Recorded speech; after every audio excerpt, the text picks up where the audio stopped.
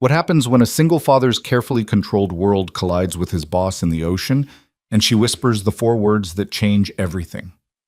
I'm Ethan Brooks, and this is the story of how one company beach retreat shattered every boundary I thought I understood. Stay with me until the end, hit that like button, and comment what city you're watching from. I want to see how far this story travels. The sun hadn't even reached its peak when I realized this retreat was going to be a disaster. Not the catastrophic, career-ending kind of disaster I'd feared when the invitation landed on my desk 3 weeks ago. No, this was worse. This was the slow-burning, creeping under your skin kind of disaster that starts with good intentions and ends with you questioning every decision that led you to this exact moment. Standing on the white sand of Crescent Bay Resort, watching my 7-year-old daughter Lily chase seagulls with an enthusiasm that threatened to exhaust me just by observation, I felt the familiar weight of single parenthood settle across my shoulders like a weighted blanket. Around me, my colleagues from Morrison and Associates were already 3 drinks deep into their Friday afternoon, their laughter carrying across the beach with the kind of abandon that only comes from knowing your weekends don't involve bedtime negotiations and breakfast prep. "Daddy, look! That one has a French fry." Lily's voice pierced through my thoughts, high and bright and completely unconcerned with the fact that I'd been awake since 5:30 that morning, packing sunscreen and swim diapers and enough snacks to sustain a small army. "That's great, sweetheart. Just don't get too close to the water without me, okay?" She waved dismissively, already pursuing her next target. I'd brought her because I had no choice. My sister, my usual lifeline, was in Portland for a wedding, and the babysitter I'd lined up had come down with strep throat 48 hours before departure. The company had been understanding, even enthusiastic about it. "Family friendly," the invitation had proclaimed in cheerful sans serif font. "Bring your loved ones." What they didn't mention was that family friendly still meant an open bar starting at noon, a volleyball tournament that had already resulted in one twisted ankle and a general atmosphere of professional boundaries dissolving like sugar in hot tea. I was adjusting the beach umbrella I'd staked into the sand, my little island of responsibility in a sea of tequila sunrises, when I heard her voice. "You came prepared." I turned, and there was Claire Morgan, standing at the edge of my shade, with a smile that seemed both amused and something else I couldn't quite identify. Approval, maybe, or curiosity. My boss, the CEO of Morrison and Associates, the woman whose signature determined my salary, whose approval shaped my career trajectory, whose presence in any room seemed to straighten spines and sharpen focus. Except here, now, she looked different. It wasn't just the obvious. The fact that instead of her usual impeccable suits, she wore a simple white cover-up over what I tried very hard not to notice was a navy blue bikini. It wasn't even the way her dark hair, usually pulled back in that severe bun, fell loose around her shoulders in waves I'd never seen before. It was something in her posture, a softness, an ease that never appeared in the office, where Claire Morgan was all sharp edges and sharper decisions. "Force of habit," I said, gesturing to my setup. Umbrella, beach bag containing 3 types of sunscreen, arranged by SPF, a small cooler with water bottles and juice boxes, a first aid kit because you never knew. When you're responsible for someone else's survival, you plan for contingencies. "Lily, right?" She nodded toward my daughter, who had apparently given up on seagulls and was now constructing what appeared to be an elaborate sand fortress. "She's beautiful. She has your eyes." The compliment caught me off guard. Claire knew I had a daughter. It was in my file, part of the background that made me Ethan Brooks, senior analyst, single parent, reliable but never quite available for late-night projects. But she'd never acknowledged her before, not directly. "Thank you. She's everything." The word came out more honest than I'd intended, and I saw something flicker across Claire's face. Recognition, maybe, or understanding. "I can see that." She paused, and in that pause I heard the sounds of the retreat around us. Brad from accounting attempting to organize the volleyball teams, Sarah from HR laughing at something on her phone, the distant crash of waves against the shore. "Mind if I join you? It's gotten a bit much out there." She gestured vaguely toward the main cluster of our coworkers, where someone had just suggested body shots and at least 3 people had enthusiastically agreed. Of course. I shifted the umbrella to extend the shade, suddenly hyper-aware of the fact that my boss was about to sit beside me on a beach towel. Fair warning, though, my daughter's likely to recruit you for castle construction within the next 5 minutes. I'll consider myself warned. Claire settled onto the sand with a grace that seemed at odds with the casual setting, tucking her legs beneath her. This close, I could smell her sunscreen, something expensive probably, that smelled like coconut and something floral I couldn't name. Not the $40 family-size bottle from Costco that currently coated both Lily and me. For a moment, we sat in companionable silence. It should have been awkward, boss and employee, hierarchy and professionalism, all those unspoken rules that governed our Monday through Friday existence. But something about the setting, about the sound of the ocean and the warmth of the sun, seemed to suspend those rules, to create a pocket of space where we were just 2 people sharing shade. "Can I ask you something?" Claire's voice was quiet, almost hesitant, a tone I'd never heard from her before. "Sure. How do you do it? The balance, work and Lily and everything else." I laughed, but it came out bitter. "Do I look balanced to you? I'm at a company beach retreat with a 7-year-old, carrying enough supplies to stock a small pharmacy.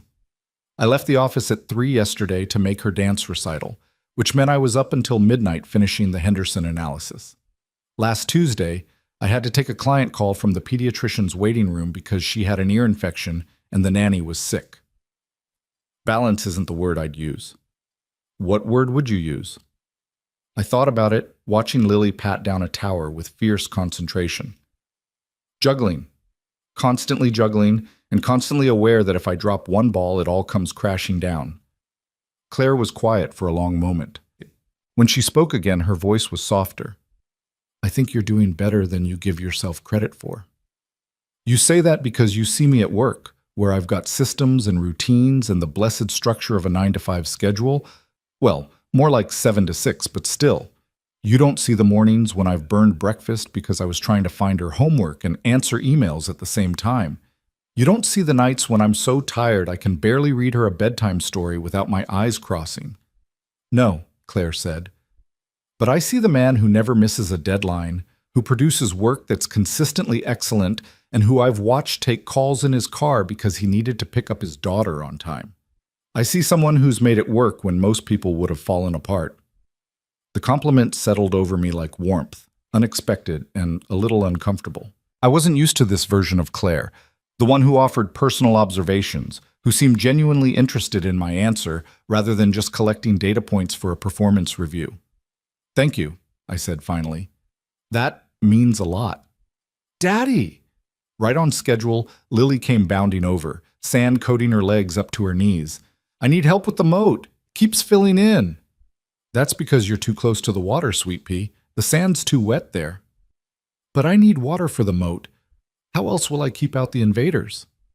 I opened my mouth to explain the engineering challenges of moat construction, but Claire spoke first. "What if we built a bucket brigade?" she suggested, and I heard real enthusiasm in her voice. "We could bring water from the ocean and pour it in. That way the moat stays where you want it, and you can control how much water goes in." Lily's eyes went wide. "Would you help me?" I expected polite decline, some version of maybe later that adults used when they wanted to sound supportive without committing. Instead, Claire smiled, a real smile, not the professional one I was used to seeing in meetings. "I'd be happy to. Lead the way." And just like that, my boss was following my daughter across the sand, both of them discussing moat architecture with the kind of seriousness usually reserved for quarterly earnings reports. I sat there for a moment, processing what I'd just witnessed. Then I grabbed a bucket and followed. The next hour passed in a blur of sand and seawater and engineering challenges. Claire proved to be surprisingly good with kids, patient where I would have been frustrated, creative where I would have been practical. She listened when Lily explained her vision for a castle that could house at least 50 princesses and maybe some dragons if they're friendly, and she offered suggestions that enhanced rather than corrected. "You're good at this," I said at one point, when Lily had run off to find shells for decoration. Claire looked up from the tower she'd been shaping, surprise crossing her face. At sandcastles? At kids? At listening to them like they're people with valid ideas, not just small humans to be managed. Something shuddered in her expression, there and gone so fast I almost missed it. I had practice once, a long time ago. Before I could ask what she meant, Lily returned with a handful of shells, and the conversation shifted. But the moment stayed with me. That glimpse of something deeper, something that suggested Claire Morgan wasn't just the polished professional I saw in the office. By the time we'd completed the castle, a sprawling complex that incorporated elements of Gothic architecture, modern engineering, and pure seven-year-old whimsy, the sun had shifted, lengthening shadows across the beach. Most of our coworkers had migrated toward the resort's patio, where the afternoon activities were shifting from beach games to an early dinner. I should probably get her cleaned up, I said, noting the sand that had somehow infiltrated every possible crevice of my daughter's body. Shower before dinner. Will you sit with us? Lily asked Claire directly, with the kind of forthright invitation that only children could pull off. We could sit together at dinner. I felt my face heat. Lily, Ms. Morgan probably has... I'd like that, Claire said, and the simple directness of it cut through my embarrassment. If it's okay with your dad, of course. What was I supposed to say to that? My boss wanted to have dinner with my daughter and me, at a company function, where lines were already blurry and boundaries already soft. Sure, I heard myself say. That would be nice. Lily beamed, and I tried not to think about how complicated this was becoming. The resort's outdoor shower area was designed with families in mind. Multiple stalls, each with a changing area and hooks for towels. I'd just gotten Lily rinsed off and was in the process of the Herculean task of getting sand out of a 7-year-old's hair when I heard voices from the path. Telling you, something's different about her today. Did you see her actually building sandcastles? Claire Morgan, sandcastles. I've worked here for 6 years and I didn't think she knew how to smile. I recognized Brad's voice, tinged with the kind of alcohol-loosened speculation that came out at company events. Maybe she's finally unwinding, Sarah responded. Lord knows she deserves it. Woman works harder than anyone I've ever met. Or maybe she's finally interested in someone. Brad's tone had shifted to something more knowing, more insinuating. Did you notice who she was spending all afternoon with? My hand stilled in Lily's hair. Ethan? Come on, Brad. She was just being nice to his kid. Right, because Claire Morgan is known for being nice. Face it, there was something there. The way she was looking at him. You're drunk and reading into things. Claire's professional. She'd never... Professional doesn't mean dead, Sarah. And Ethan's not bad looking in that whole responsible single dad kind of way. Some women go for that. Daddy, that hurts, Lily whimpered, and I realized I'd been gripping her hair too tightly. Sorry, sweet pea. I forced my hands to relax, to focus on the task rather than the conversation happening just beyond the shower wall. Almost done. But Brad's words echoed in my head. There was something there. The way she was looking at him was there.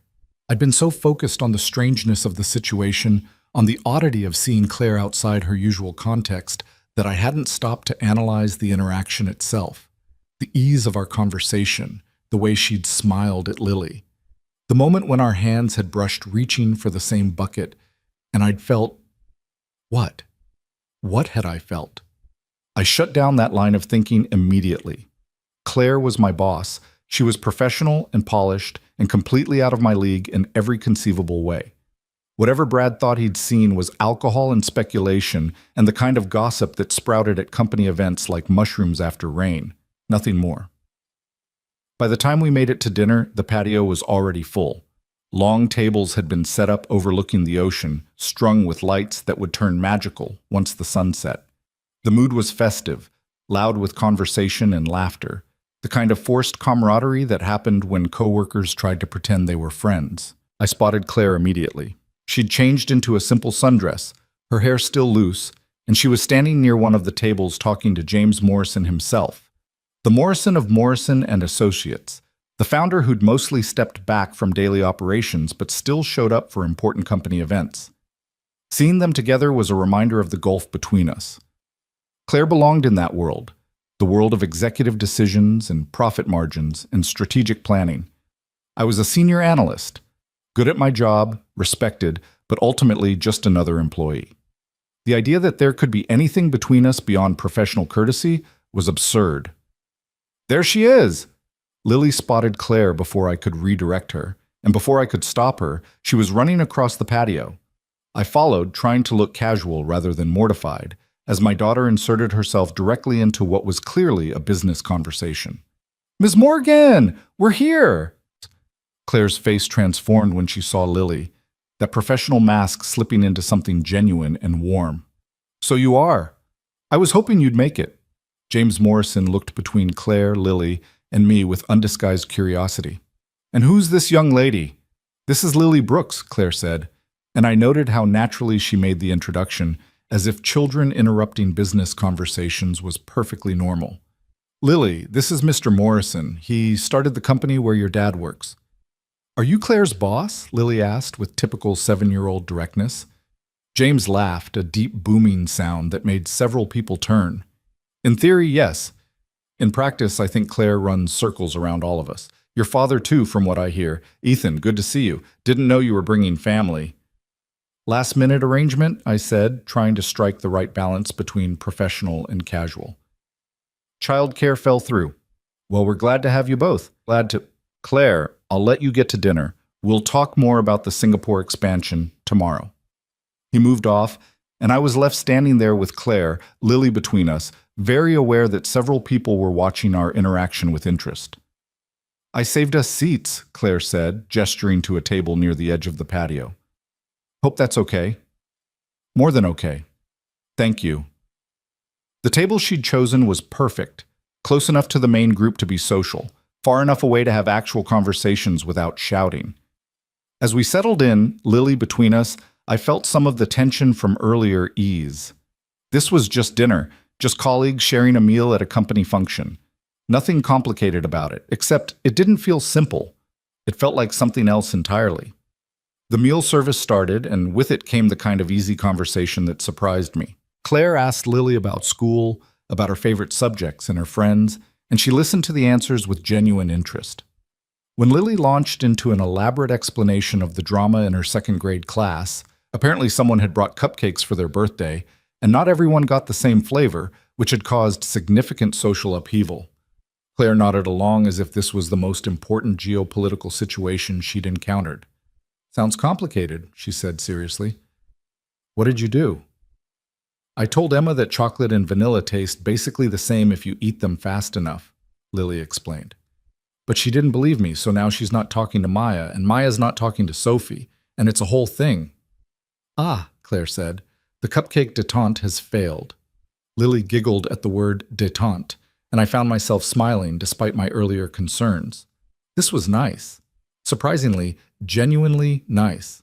"She's handling it better than some board members I've dealt with," Claire said to me quietly, while Lily was distracted by the arrival of her chicken fingers. "At least she tried diplomacy first." 7-year-olds are surprisingly political when you give them the chance. I'm learning that. Our eyes met, and I felt it again. That spark of something I couldn't quite name. Connection, maybe. Understanding. The sense that we were sharing a moment that existed slightly outside the normal flow of the evening. I looked away first, unsettled. The dinner progressed with multiple courses and more wine than was probably wise for a work function. Around us, conversations grew louder, laughter more frequent. Brad had moved on to telling stories about his college days that were definitely not appropriate for children, and Sarah was attempting to organize a bonfire for later. "This is nice," Claire said at one point, so quietly I almost didn't hear her. "Being here, with people who aren't trying to get something from me." I glanced at Lily, who was carefully arranging her French fries in order of size, completely absorbed in her task. She's definitely not after anything except maybe dessert. "I meant both of you." The words hung in the air between us, weighted with something I wasn't sure I wanted to examine. "Claire, I know," she said quickly. "I know what this looks like, what it might seem like. But I just mean, it's refreshing. You're not asking me for a promotion or trying to get insider information about the restructuring. You're just here, being a dad, being yourself." I'm always myself. Are you? She turned to face me fully, and in the soft light from the string lights above us, her eyes were darker, more intense. I see how you are in the office, Ethan. You're good at your job, brilliant even, but you're always holding something back, always careful, like you're afraid one wrong move will topple everything. Her perception unsettled me because it was true. I did hold back. I had to. Being a single parent meant I couldn't afford to take risks, couldn't afford to ruffle feathers or make waves. I needed the stability, the reliable paycheck, the health insurance that covered Lily's regular checkups and occasional ear infections. It's called being responsible, I said, aiming for light but landing somewhere defensive. I know, I respect it, but sometimes responsibility can become a cage, says the CEO who probably works 80 hours a week. Exactly. Her smile was rueful. I'm not criticizing. I'm relating. Before I could respond, dessert arrived, some elaborate chocolate creation that made Lily's eyes go wide. The moment passed, but the words stayed with me. Responsibility can become a cage. Was that what I'd built for myself? A cage of routine and safety and carefully managed risk? After dinner, as the sun finally dipped below the horizon and the bonfire Sarah had promised materialized on the beach, I took Lily back to our room. She was fading fast, the day's excitement catching up with her, and I wanted to get her settled before she hit the overtired stage that could only end in tears. Did you have fun today? I asked, as I tucked her into the resort's surprisingly comfortable bed. So much fun. The castle was the best, and Ms. Morgan is really nice. She's pretty too. She is nice, I agreed carefully. Do you think she's lonely? The question surprised me. What makes you ask that? Lily shrugged, settling deeper into the pillows. I don't know. She has a sad smile sometimes, like Mrs. Patterson at school after her husband died. Happy on the outside, but sad underneath. The observation was far too perceptive for a 7-year-old, and it struck something in my chest. Because Lily wasn't wrong. I'd seen it too, in unguarded moments, that flash of something melancholy beneath Claire's polished exterior. Maybe, I said finally, but that's not for us to worry about, okay? Ms. Morgan is a grown-up who can take care of herself. Can we have breakfast with her tomorrow? We'll see. Now sleep. Big day tomorrow. She was out within minutes, her breathing evening into the soft rhythm of childhood sleep. I stood there for a moment, watching her, feeling the familiar surge of love and terror that came with being solely responsible for another human's well-being. I should have stayed in the room, should have taken advantage of the quiet to catch up on emails or read the report I'd brought with me. Should have been responsible. Instead, I found myself walking back down to the beach. The bonfire was still going, surrounded by a smaller group now, the hardcore partiers who'd either skipped dinner or had finished early. I could hear music playing from someone's phone, see silhouettes moving against the flames. I walked in the other direction, away from the noise, toward the quieter stretch of beach where the resort's lights faded into darkness. The moon was nearly full, casting silver across the water, and the sound of the waves was loud enough to drown out thought. Couldn't sleep either? I turned, and there was Claire, standing a few feet away. She'd wrapped a shawl around her shoulders against the evening breeze, and her feet were bare. Lily's asleep. I just needed some air. Me too. It gets exhausting after a while, doesn't it? All that forced cheerfulness. She walked closer, and I was struck again by how different she seemed here. Softer, more human. Like the beach had stripped away some essential professional armor, leaving just the person underneath. Want to walk? She asked. I knew I should say no, should make some excuse about needing to check on Lily or having work to do, should maintain those boundaries that were already feeling dangerously thin. Sure, I said instead. We walked in silence at first, our footprints appearing dark and temporary in the wet sand near the waterline. The ocean stretched out beside us, vast and dark, and full of depths I couldn't see. Can I tell you something? Claire's voice was quiet, nearly lost in the sound of the waves. Something I don't usually talk about? Of course. She was quiet for so long I thought she'd changed her mind. Then, I had a daughter once, not biologically. I was engaged when I was younger, and he had a daughter from a previous relationship, Emma. She was 5 when I met her, 6 when her father and I got engaged. I loved her immediately, completely. My chest tightened. What happened? Her father cheated. Multiple times, apparently. When I found out, when I left, I lost both of them. He got full custody. She wasn't mine, not legally, and her mother didn't want me around. I went from being almost mom to nothing overnight. Claire, I'm so sorry. It was 10 years ago. I should be over it by now. But watching you with Lily today, it brought it all back. The way she looks at you, the way you anticipate her needs before she even expresses them. That bond. I had that once, briefly, and then it was gone. I understood then, with sudden clarity, the loneliness my daughter had sensed, the sad smile beneath the happy exterior. That's why you never talk about your personal life at work, I said. Why you're all business, all the time. It's easier, safer. If I don't let people in, they can't leave and take pieces of me with them. We'd stopped walking. The ocean crashed beside us, each wave reaching toward our feet before retreating. That sounds lonely, I said quietly. It is. She looked at me, and in the moonlight her eyes were bright with unshed tears. But you understand that, don't you? The loneliness of responsibility. The way it's easier to just focus on the job, the child, the things you can control, rather than risk the complications of letting someone in. She was right, and the truth of it hit me like a physical thing. Since Lily's mother had left, had decided that motherhood wasn't for her, and walked away when Lily was 6 months old, I'd built my entire life around avoiding exactly the kind of vulnerability Claire was describing. It was safer to be alone, simpler to focus on work and Lily and nothing else. But standing here, on this beach, with this woman who was somehow both my boss and a stranger, and something that felt almost like a friend, I felt the walls I'd built start to crack. It's not working as well as I'd like, I admitted. The isolation. Some days it feels like I'm watching my life happen rather than living it. I know exactly what you mean. The moment stretched between us, heavy with shared understanding and something else, something neither of us was quite willing to name yet. Then Claire stepped closer, close enough that I could feel the warmth of her despite the cool breeze, and said, "Thank you for today, for sharing your daughter with me, for reminding me what I've been missing. Thank you for being kind to her. She doesn't have a lot of women in her life. My sister when she can visit, her teacher, but no one who—" I trailed off, not sure how to finish the thought without making it strange. "No one who could be more?" Claire finished softly.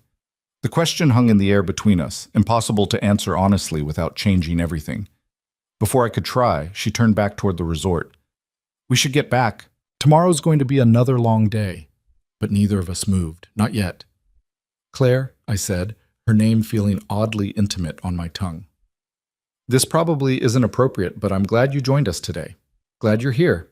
She smiled, and it wasn't her professional smile or even the genuine but careful one from earlier. It was something more vulnerable, more real. "So am I." Then she did turn, and I let her go, watching her silhouette fade into the darkness until she disappeared entirely.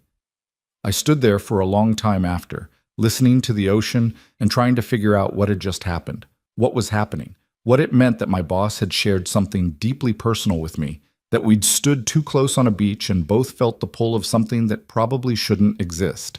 Tomorrow we'd be back in the world of team-building exercises and company hierarchies and all the reasons why this, whatever this was, couldn't happen.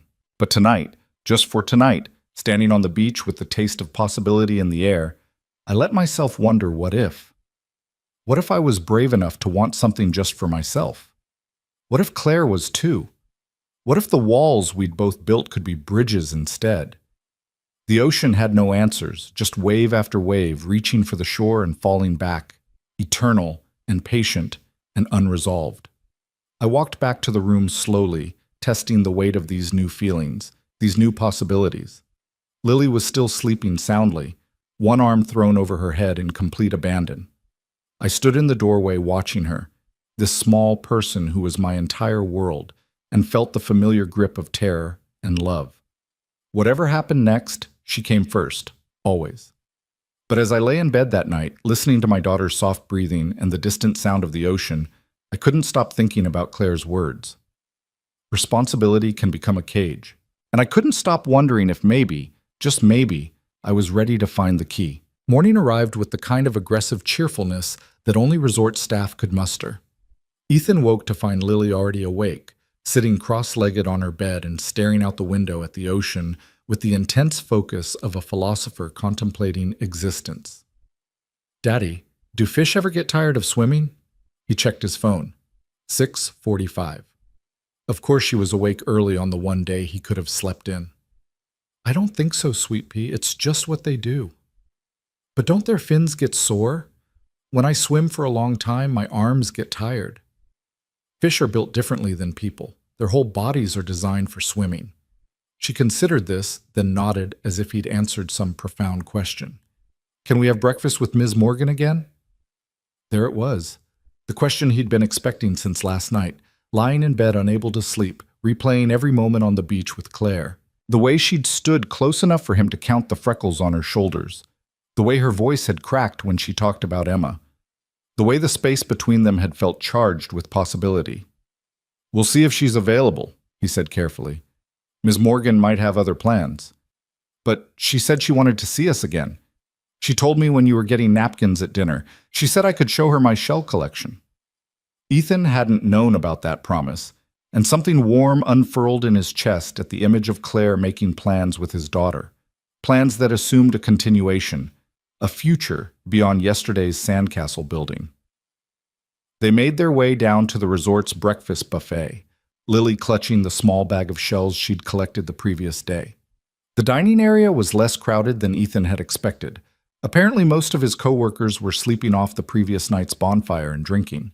He recognized a few early risers scattered among the tables, nursing coffee and staring at their phones with the glazed expression of people checking work emails on vacation. Claire wasn't there. Ethan felt the disappointment like a physical thing, which was ridiculous. She was his boss. She had no obligation to have breakfast with him, no reason to continue the unexpected intimacy of yesterday. Whatever had happened on the beach last night was probably just a moment, a brief crack in the professional facade that would seal itself back up in the daylight. He was loading Lily's plate with fruit and yogurt when he heard her voice behind him. "I was hoping I'd find you here." He turned too quickly, nearly dropping the serving spoon. Claire stood there in jeans and a soft blue sweater, her hair pulled back in a ponytail that made her look younger, more approachable. She carried 2 cups of coffee, and she held one out to him with a small smile. "Black, right? I've seen you in enough morning meetings to know your order." The gesture was simple, but it felt significant. She'd noticed. She'd remembered. She'd thought about him enough to bring him coffee without being asked. "Thank you," he managed, taking the cup. Their fingers brushed, and he felt that spark again, undeniable now in the bright morning light. "Ms. Morgan, you came!" Lily had spotted them and was racing over with the enthusiasm that characterized all her movements. "I brought my shells to show you." "I'm so glad. Should we find a table?" They settled by the windows overlooking the beach, and Lily immediately launched into detailed descriptions of each shell in her collection. Claire listened with the same attention she gave to board presentations, asking questions about where each one was found and what made it special. Ethan watched them, his daughter's animated face and Claire's genuine interest, and felt something shift inside him. This wasn't just his boss being polite. This was Claire choosing to spend her morning with them when she could have been anywhere else, doing anything else. "This one's my favorite," Lily said, holding up a small spiral shell that had a pink interior. "It's like it's hiding a secret inside." "It is beautiful," Claire agreed. "Sometimes the best things are the ones you have to look closely to see." Her eyes flicked to Ethan as she said it, and he felt heat rise in his face. "Lily, why don't you go get some more orange juice?" he suggested, needing a moment to collect himself. Once his daughter was out of earshot, Claire leaned forward slightly. "I'm sorry if this is too much. If I'm overstepping, I woke up thinking about yesterday, and I wanted to see you both again." "You're not overstepping," Ethan said, and meant it. "But I have to ask, what are we doing here, Claire? Because from the outside, this probably looks like I'm showing favoritism to one of my employees. Like there's something inappropriate happening." She smiled, but it didn't reach her eyes. "I know how it looks. I've been thinking about that too. And I don't have a good answer. I just know that yesterday was the first time in years I felt like a person instead of a position. The first time I've laughed without calculating how it would be perceived. The first time I've wanted to spend time with someone just because I enjoyed their company, not because it served some professional purpose. The honesty in her voice made Ethan's chest tight. He understood exactly what she meant because he felt it too, this sense of stepping outside the carefully constructed roles they'd both built for themselves. My sister asked me once why I don't date, he said quietly. Why I don't even try. I told her I didn't have time, that Lily was my priority, that it was too complicated. But the truth is, I was scared. Scared of letting someone in and having them leave. Scared of Lily getting attached to someone who might disappear. Scared of wanting something just for myself and having it fall apart. And now? Lily was making her way back, carefully carrying a cup of orange juice that threatened to slosh over the sides with each step. Now I'm still scared, Ethan admitted, but maybe that's not a good enough reason anymore. Claire's expression softened, and she reached across the table to briefly touch his hand. The contact lasted only a second, but it felt like a promise. The rest of breakfast passed in easy conversation, the three of them falling into a rhythm that felt natural despite its impossibility. When they finished, Claire suggested a walk on the beach before the day's scheduled activities began. There's supposed to be some kind of team scavenger hunt thing this afternoon, she said with a grimace. Mandatory fun according to the itinerary, but we have a few hours before that starts. The beach was quieter in the morning, populated mostly by joggers and early rising families. They walked along the waterline, Lily running ahead to investigate tide pools while Claire and Ethan followed at a slower pace. Tell me about her mother, Claire said suddenly. If that's not too personal. Ethan had learned to expect this question, though it never got easier to answer. We weren't together long, a few months. When she got pregnant, we tried to make it work. Moved in together, made plans. But after Lily was born, she couldn't handle it. Said she felt trapped, that motherhood wasn't what she expected. One day I came home from work and she was just gone. Left a note saying she couldn't do it anymore. How old was Lily? 6 months. Claire stopped walking. She left a 6-month-old baby? I was angry for a long time, furious actually, but eventually I realized that she did the right thing. If she couldn't be present, couldn't commit, it was better for Lily that she left rather than staying and resenting her. Doesn't mean it doesn't hurt Lily sometimes, wondering why her mother didn't want her, but at least she has one parent who's all in. You're a good father, Ethan, the best kind. I'm just doing what needs to be done. No, Claire said firmly. You're doing more than that. You're showing up every day with your whole heart. That's not obligation, that's love. They watched Lily crouch beside a tide pool, her finger carefully touching the water's surface. What about you? Ethan asked. After Emma. After everything. Did you ever want to try again? Find someone? Maybe have kids of your own? Claire was quiet for a long moment. I threw myself into work instead. Built my career into something I could control, something that couldn't leave me. I told myself it was enough, that professional success could fill all the spaces that personal connection used to occupy. Did it? What do you think? Her voice was light, but Ethan heard the loneliness underneath.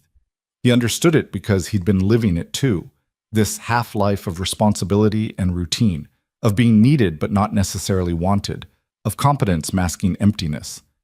Daddy, look! A crab! Lily's voice carried across the sand, excited and urgent.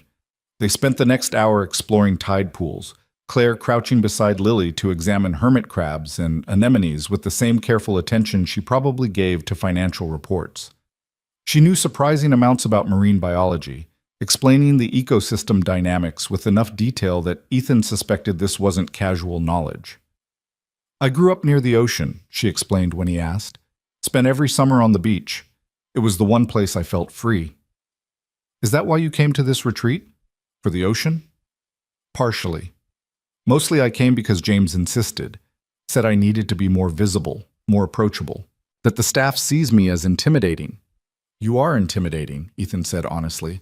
In the office, you're formidable. And here? He looked at her, really looked at her, hair coming loose from its ponytail, sand on her jeans, laughing at something Lily had just said. Here, you're just Claire. Something passed between them, an understanding that felt both thrilling and terrifying. They were crossing lines, blurring boundaries that existed for good reasons, but neither of them seemed able to stop. By the time they made their way back to the resort, the place had come alive with activity. The scavenger hunt Claire had mentioned was being organized on the main lawn, with Brad, looking worse for wear but determinedly cheerful, dividing people into teams. "Pairs," he announced as they approached. "We're doing pairs for this one. I've got a random number generator to make it fair." Ethan caught Claire's eye, and they both knew what was coming before Brad's phone even loaded. The universe had a sense of humor, it seemed. "Brooks and Morgan," Brad called out, and Ethan could have sworn he saw speculation flash across his coworker's face. "Team 7, here's your list." The list was extensive. Photos to take, items to find, challenges to complete. Standard corporate team-building fare, designed to force interaction and cooperation. "Looks like we're stuck together," Claire said, but she was smiling. "Tragic," Ethan replied, and felt his own smile grow when she laughed. Lily, it turned out, was being looked after by the resort's kids club, something Ethan hadn't known existed but was grateful for now. After making sure his daughter was settled with a group of other children and approximately 17 craft supplies, he rejoined Claire at the starting line. "Ready to see my competitive side?" she asked as Brad counted down to the start. "I've seen you negotiate contracts. I'm terrified." The scavenger hunt was ridiculous in the way these things always were, requiring them to perform embarrassing tasks, take silly photos, and work together in ways that would have been painful with someone he didn't know. But with Claire, it was different, fun even. They raced from location to location, laughing at the absurdity of it all. At one checkpoint, they had to build a sandcastle together in under 5 minutes. At another, they had to recreate a famous painting using only items found on the beach. Each task required them to communicate, to coordinate, to touch hands and shoulders, and exist in each other's space in ways that felt both innocent and charged. "We need something blue for the sky," Claire said during the painting challenge, surveying the beach around them. "And we're supposed to be doing Starry Night, so we need a lot of blue." "There's some blue sea glass over there," Ethan pointed. "And maybe we could use water mixed with sand to create different shades." They worked seamlessly, falling into a rhythm that suggested they'd been partners for years rather than boss and employee, attempting their first collaboration outside the office. When they finished, a surprisingly accurate rendition of Van Gogh's masterpiece, made entirely of shells, driftwood, and carefully arranged sand, they stepped back to admire it. "We're actually pretty good at this," Claire said. "We make a good team." The words hung between them, meaning more than just the scavenger hunt. The final challenge was on a secluded part of the beach, away from the main resort. They had to find 3 specific types of shells, take a photo with a landmark formation, and then answer a trivia question about company history. They were searching for the 3rd shell when Claire suddenly grabbed his arm. "Ethan, stop."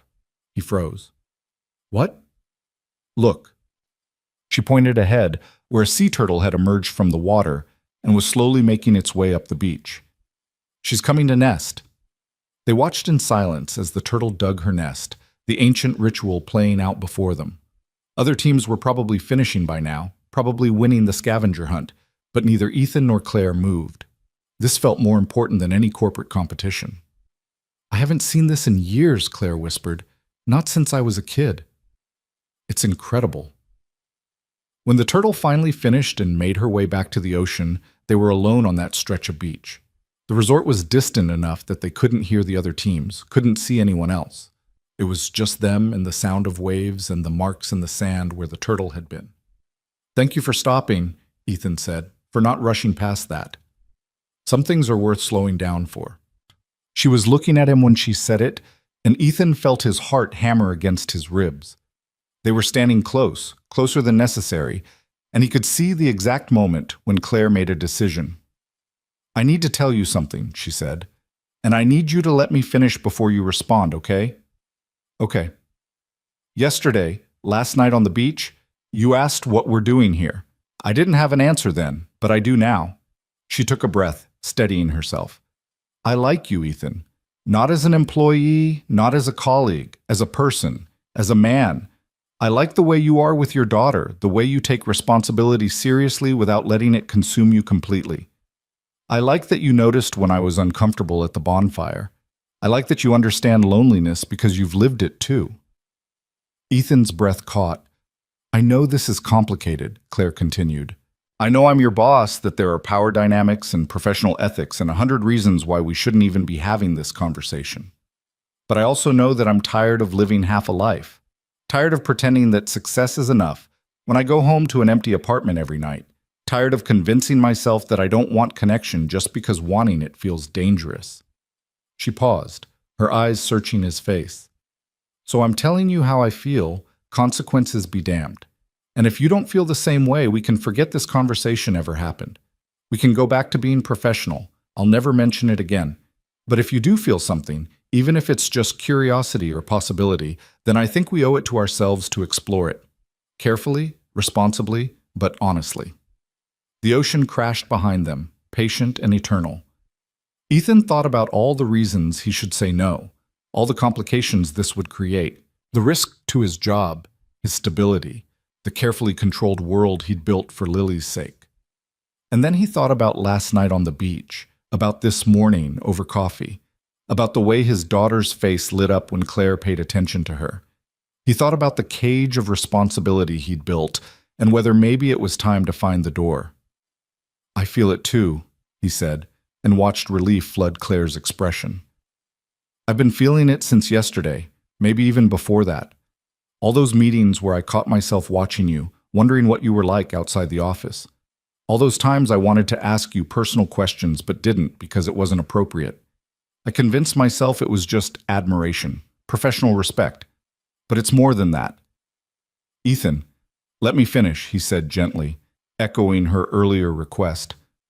I'm terrified of this, of what it could mean, what it could become.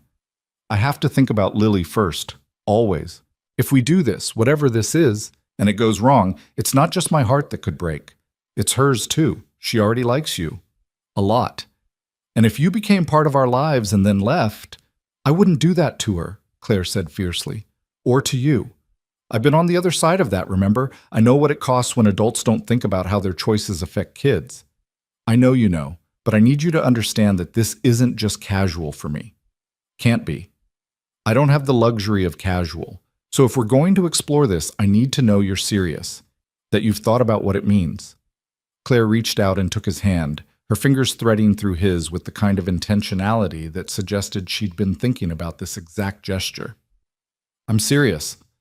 I've thought about little else since last night. I know it's fast, maybe too fast. I know we should probably take months to figure this out, date properly, establish boundaries. But I also know that I'm 42 years old, that I've spent the last decade building walls, and that you're the first person who's made me want to tear them down. We'll have to be careful, Ethan said, even as he squeezed her hand, for Lily's sake. She can't know until we're sure. And at work nothing changes, Claire said firmly. Completely professional.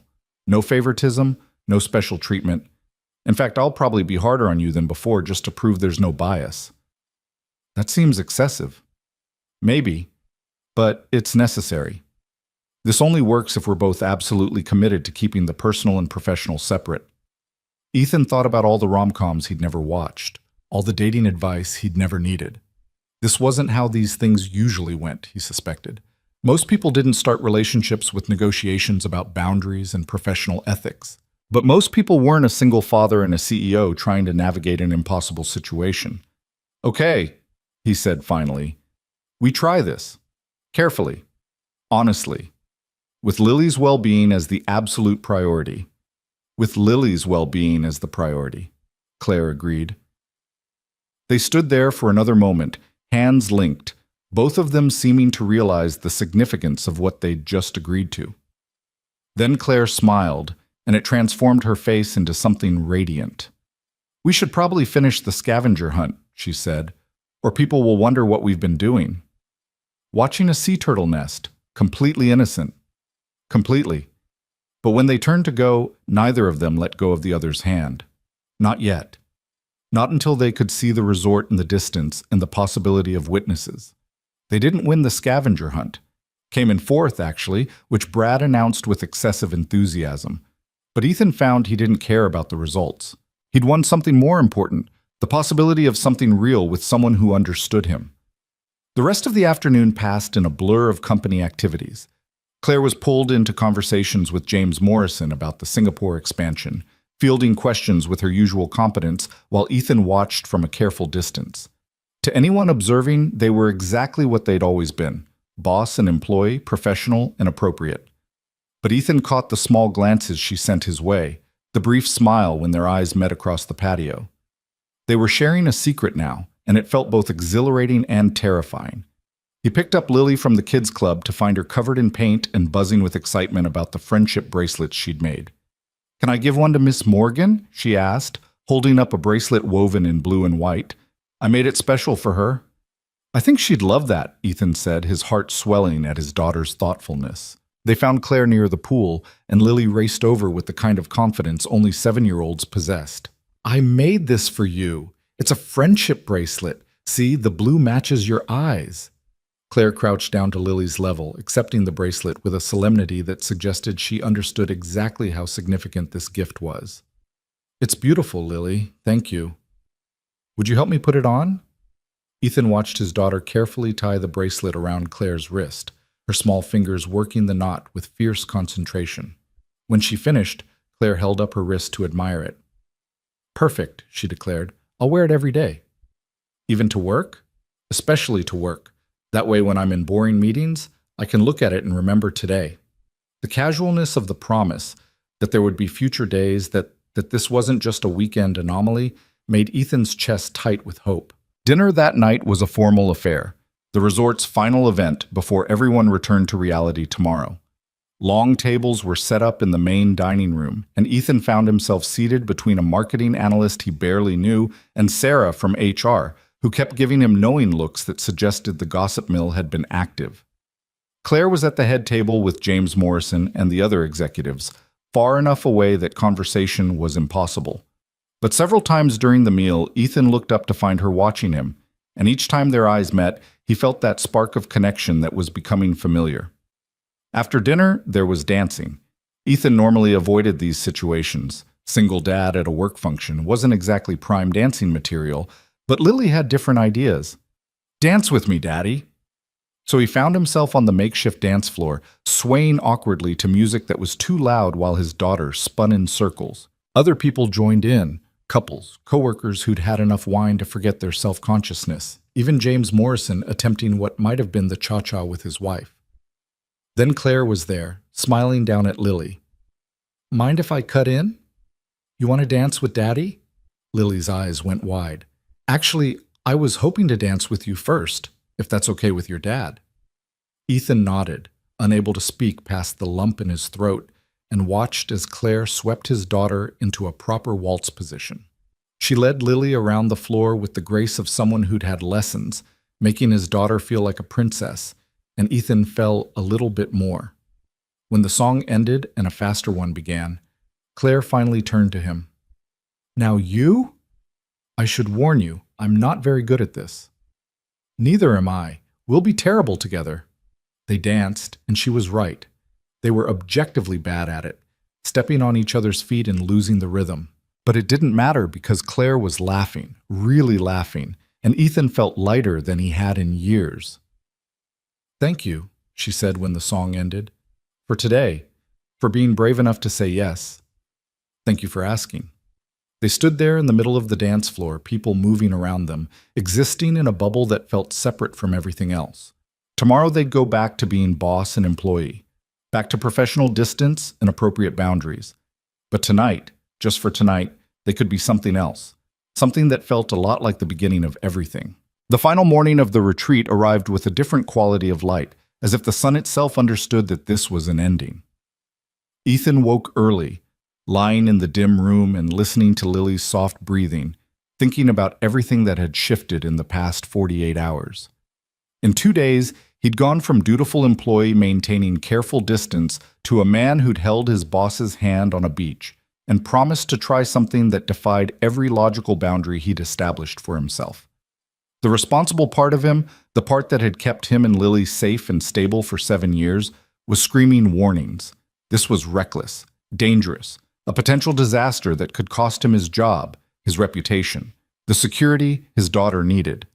But another part, one he'd buried so deep he'd almost forgotten it existed, was whispering something different. What if this is worth the risk? What if playing it safe has cost you more than you've gained?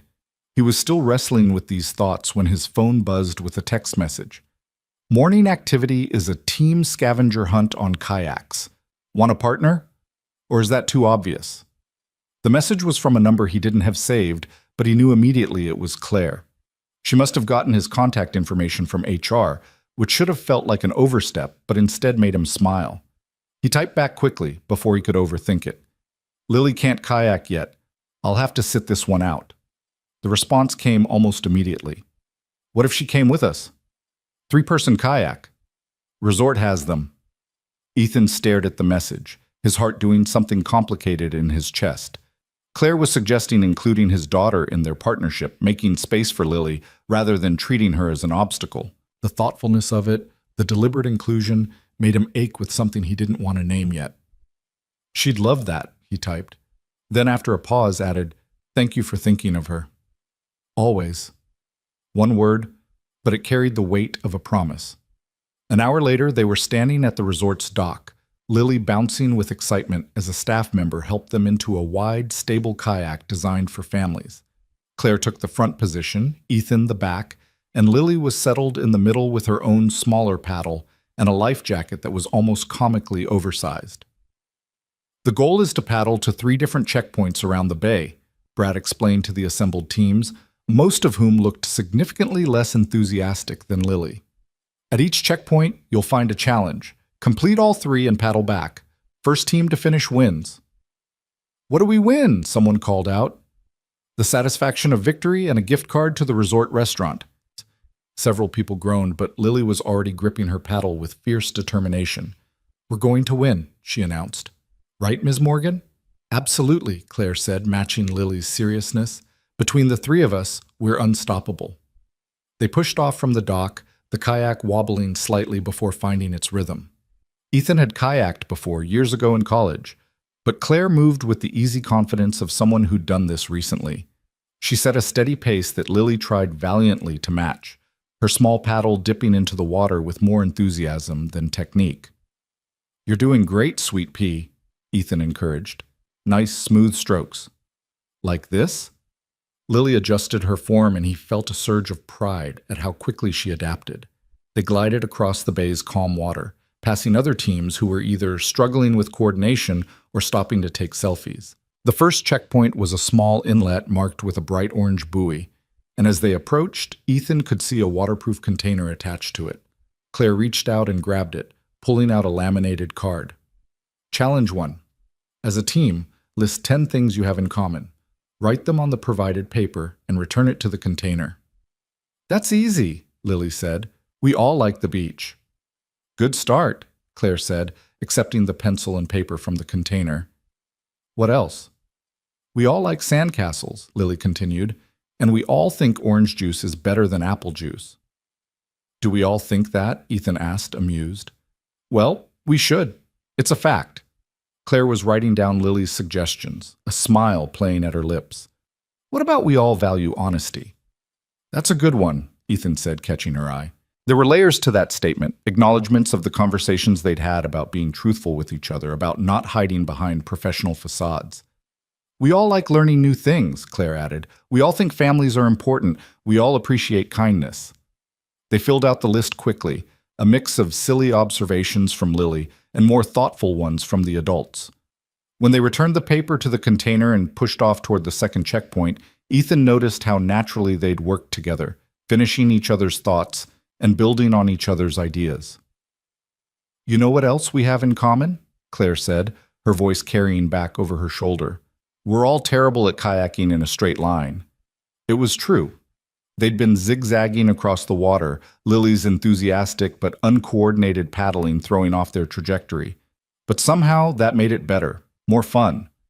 This wasn't about winning, Ethan realized.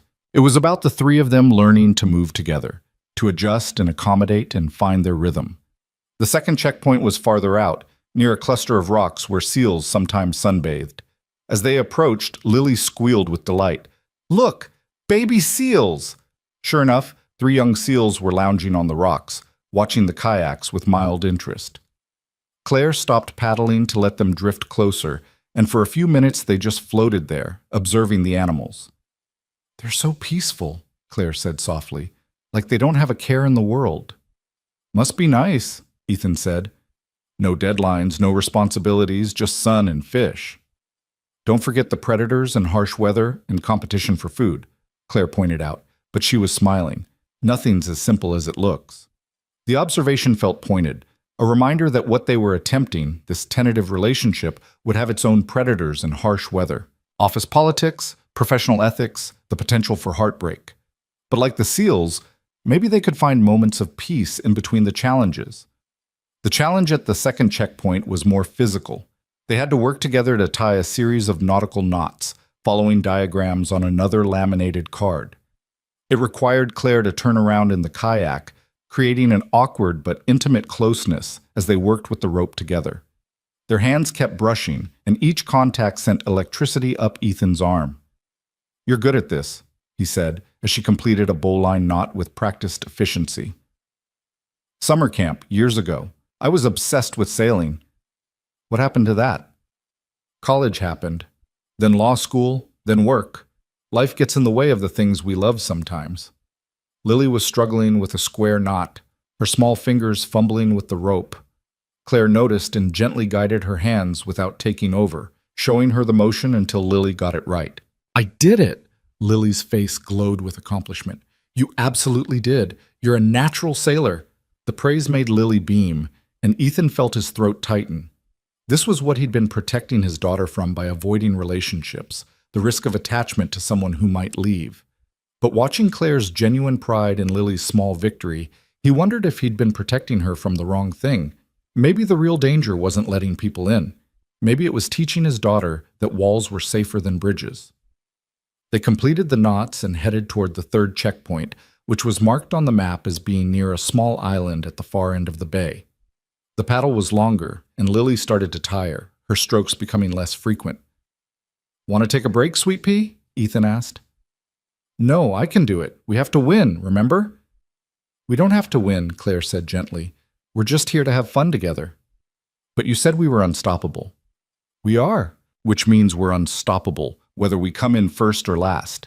Being unstoppable isn't about beating other people. It's about not giving up on each other." The wisdom in that statement wasn't lost on Ethan. Claire wasn't just talking to Lily, she was talking to both of them, about what they were building, about commitment that went beyond competition or achievement. The third checkpoint was in a quiet cove, sheltered from the main bay by the small island. As they paddled into the protected water, Ethan noticed they were alone. The other teams had either taken different routes or were still working on earlier challenges. Claire retrieved the final challenge card and read it aloud. "Share something you've learned this weekend. It can be about yourself, about your teammates, or about life in general. Discuss as a team." For a moment, nobody spoke. The kayak drifted gently, waves lapping against its sides, and Ethan felt the weight of the question settle over them. "I learned that I'm good at making friends," Lily said finally. "Even with grown-ups. Miss Morgan is my friend now, right?" "Absolutely," Claire said, her voice thick with emotion. "You're one of my favorite people, Lily." "What did you learn, Ms. Morgan?" Claire was quiet for a long moment, her paddle resting across the kayak. When she spoke, her voice was soft but steady. "I learned that I've been afraid of the wrong things. I thought letting people in would make me vulnerable, would give them power to hurt me. But being alone, that's its own kind of hurt. And maybe being vulnerable with the right people isn't weakness. Maybe it's the bravest thing you can do." Lily nodded sagely, as if Claire had just explained the meaning of life. "What about you, Daddy?" Ethan looked at the back of Claire's head, at the way sunlight caught in her dark hair, at his daughter sitting between them, connecting them physically, the way she was starting to connect them emotionally. "I learned that being responsible doesn't have to mean being alone," he said carefully. "That maybe I've been so focused on keeping you safe that I forgot we both deserve to be happy too. That sometimes the scary choice is also the right one." Claire turned to look at him, and the expression on her face was so raw, so grateful, that Ethan felt his heart stutter. "Those are good things to learn," Lily pronounced. "Can we finish now? I'm getting hungry." The spell broke, and they laughed, the tension easing into something warmer. They marked their challenge as complete and began the paddle back to the resort. They didn't win, came in third actually, but Ethan found he genuinely didn't care. After the kayaking, there was a final group lunch, a last chance for the company to pretend they were all friends rather than colleagues forced together by organizational charts. Ethan sat with Lily, watching Claire navigate conversations with various executives and department heads. She was different now, he noticed. Still professional, still commanding respect, but there was a softness to her that hadn't been there before. She smiled more easily, laughed at jokes that probably weren't that funny, and several times he caught her touching the friendship bracelet on her wrist, as if reminding herself it was real. "Mr. Brooks, got a minute?" Ethan looked up to find James Morrison standing beside his table, a pleasant smile on his weathered face. His stomach dropped. Had someone said something? Had their careful discretion not been careful enough? "Of course, Mr. Morrison." "Walk with me?" It wasn't really a question. Ethan told Lily to stay at the table and followed the company founder toward the beach, his mind racing through worst-case scenarios. Getting fired, being transferred, having to explain to Lily why they had to move, why Daddy had made a mistake that cost them their stability. But James didn't look angry. He looked thoughtful. "I've been watching you this weekend," James said as they walked along the sand. "You and Claire. Don't worry, I'm not about to lecture you about fraternization policies or professional boundaries. Sir, Let me finish." James held up a hand. "I started this company 40 years ago with nothing but an idea and a lot of stubborn determination, built it into what it is today. And you know what I've learned in all that time? The most successful people aren't the ones who follow every rule perfectly. They're the ones who know which rules matter and which ones are just institutional momentum." Ethan didn't know what to say to that. "Claire is the best CEO this company has ever had," James continued. "Brilliant, dedicated, ethical to a fault. But she's also been alone for as long as I've known her. Married to the job in a way that isn't healthy. I've worried about what happens when she finally burns out, when the work isn't enough anymore." "She seems happy," Ethan said carefully. "She does. Happier than I've seen her in years, and I have a pretty good idea why." James stopped walking and turned to face him directly. "I'm not blind, son. I see the way you look at each other, the way she looks at your daughter. And I'm telling you this not as your CEO, but as someone who's lived long enough to know that connection matters more than profit margins." "We haven't. It's not." Ethan struggled to find words that were honest without being too revealing. "You don't have to explain anything to me, but I do want to give you some advice, if you'll take it." "Of course." "Whatever is happening between you two, be smart about it. Claire knows the ethics policies better than anyone. She helped write them. If this becomes a relationship, there will need to be official disclosures, potential restructuring to avoid conflicts of interest. It's doable, but it requires transparency and planning." "We've talked about that," Ethan said. "About keeping things professional at work. About making sure there's no favoritism or appearance of impropriety." "Good, because I'd hate to lose either of you over something that could be handled properly." James clapped him on the shoulder. "You're a good man, Ethan. Good father, good analyst, good person. Claire could do a lot worse. Hell, she has done worse. Just promise me you'll be careful with her. She pretends to be tough, but underneath all that executive armor, she's more fragile than people realize."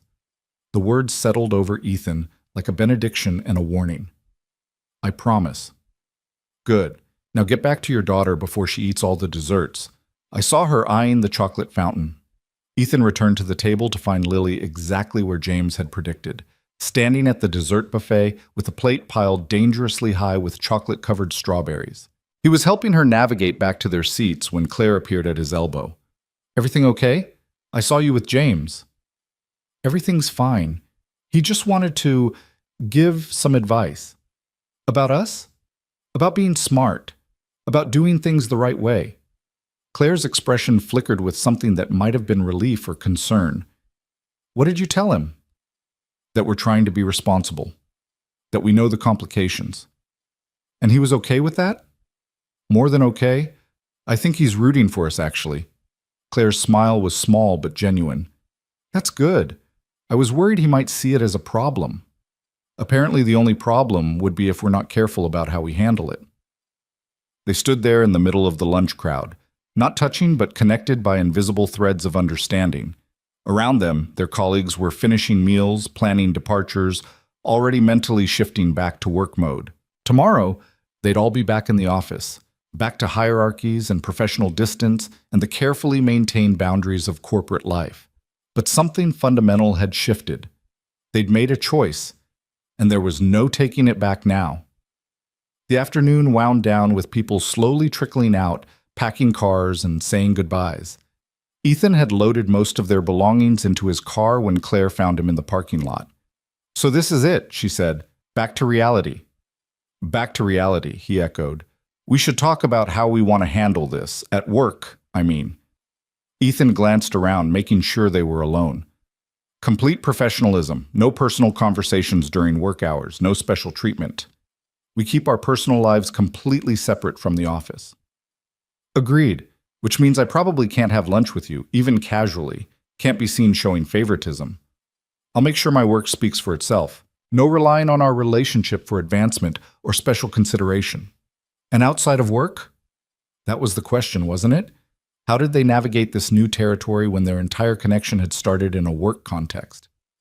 "Can I take you to dinner?" Ethan asked. "A real date, just the two of us. Friday night, if you're free." "I'm free." "Should we meet somewhere? Keep it discreet?"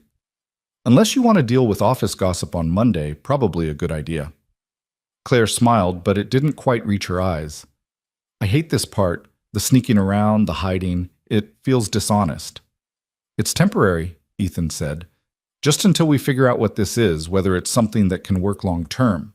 Once we know it's serious, we can be transparent about it, file the proper disclosures, deal with any necessary restructuring." "You've really thought this through." "I have to. I can't afford to be impulsive, not with Lily depending on me." "I know.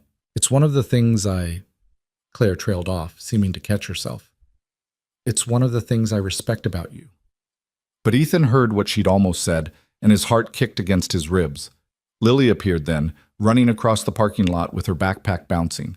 "Daddy, I can't find Mr. Snuggles." "Did you check under your bed?" "I checked everywhere." Ethan sighed, knowing they'd have to go back to the room for one more search. Mr. Snuggles was a stuffed elephant that Lily had owned since she was 2, and bedtime without him was a battle not worth fighting.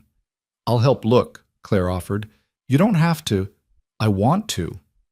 So the three of them trooped back to the room, searching under beds and in corners until Claire triumphantly produced Mr. Snuggles from behind the bathroom door, where he'd apparently fallen during the morning rush. "You found him!" Lily threw her arms around Claire's waist in a spontaneous hug that made Claire's eyes go wide with surprise and then soft with affection. "Of course I did. Mr. Snuggles and I have an understanding." "What kind of understanding?" "That he needs to stay where you can find him, and I need to be observant enough to spot hiding elephants." Lily giggled, and Ethan felt something crack open in his chest. This was what he'd been afraid of, his daughter getting attached, loving someone who might not stay. But watching them together, seeing the genuine care in Claire's expression, he wondered if maybe the risk was worth it. They said their goodbyes in the parking lot, keeping it professional despite Lily's insistence that they needed a group hug.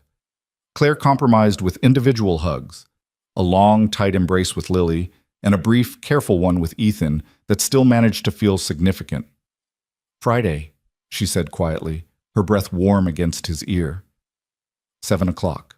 "There's a little Italian place in Westbrook, far enough from the office that we're unlikely to run into colleagues. I'll be there. And Ethan, thank you for this weekend, for taking a chance." "Thank you for asking me to." The drive home was quiet, Lily dozing in the back seat while Ethan navigated familiar highways back toward their regular life. He thought about Monday morning, about walking into the office and seeing Claire in her natural habitat, all business and authority. Would he be able to look at her the same way? Would she be able to maintain her professional distance knowing what they'd shared? His phone buzzed at a red light. Another message from Claire's number. "I already miss you both." He typed back quickly. "Same. See you Friday." It was such a simple exchange, but it felt momentous. They'd crossed a line, stepped into new territory, and there was no map for where they were going. Just faith that the destination was worth the uncertain journey. When they got home, Lily helped him unpack. chattering about all her favorite moments from the weekend. The sandcastle, the kayaking, the seals, and always, woven through everything, mentions of Ms. Morgan. "Is she going to be our friend now?" Lily asked as Ethan tucked her into her own bed that night. "Like, can we see her outside of work stuff?" "Maybe," Ethan said carefully. "Would you like that?" "Yeah, she's nice, and she listens when I talk, like what I'm saying actually matters." "What you say always matters, Sweet Pea."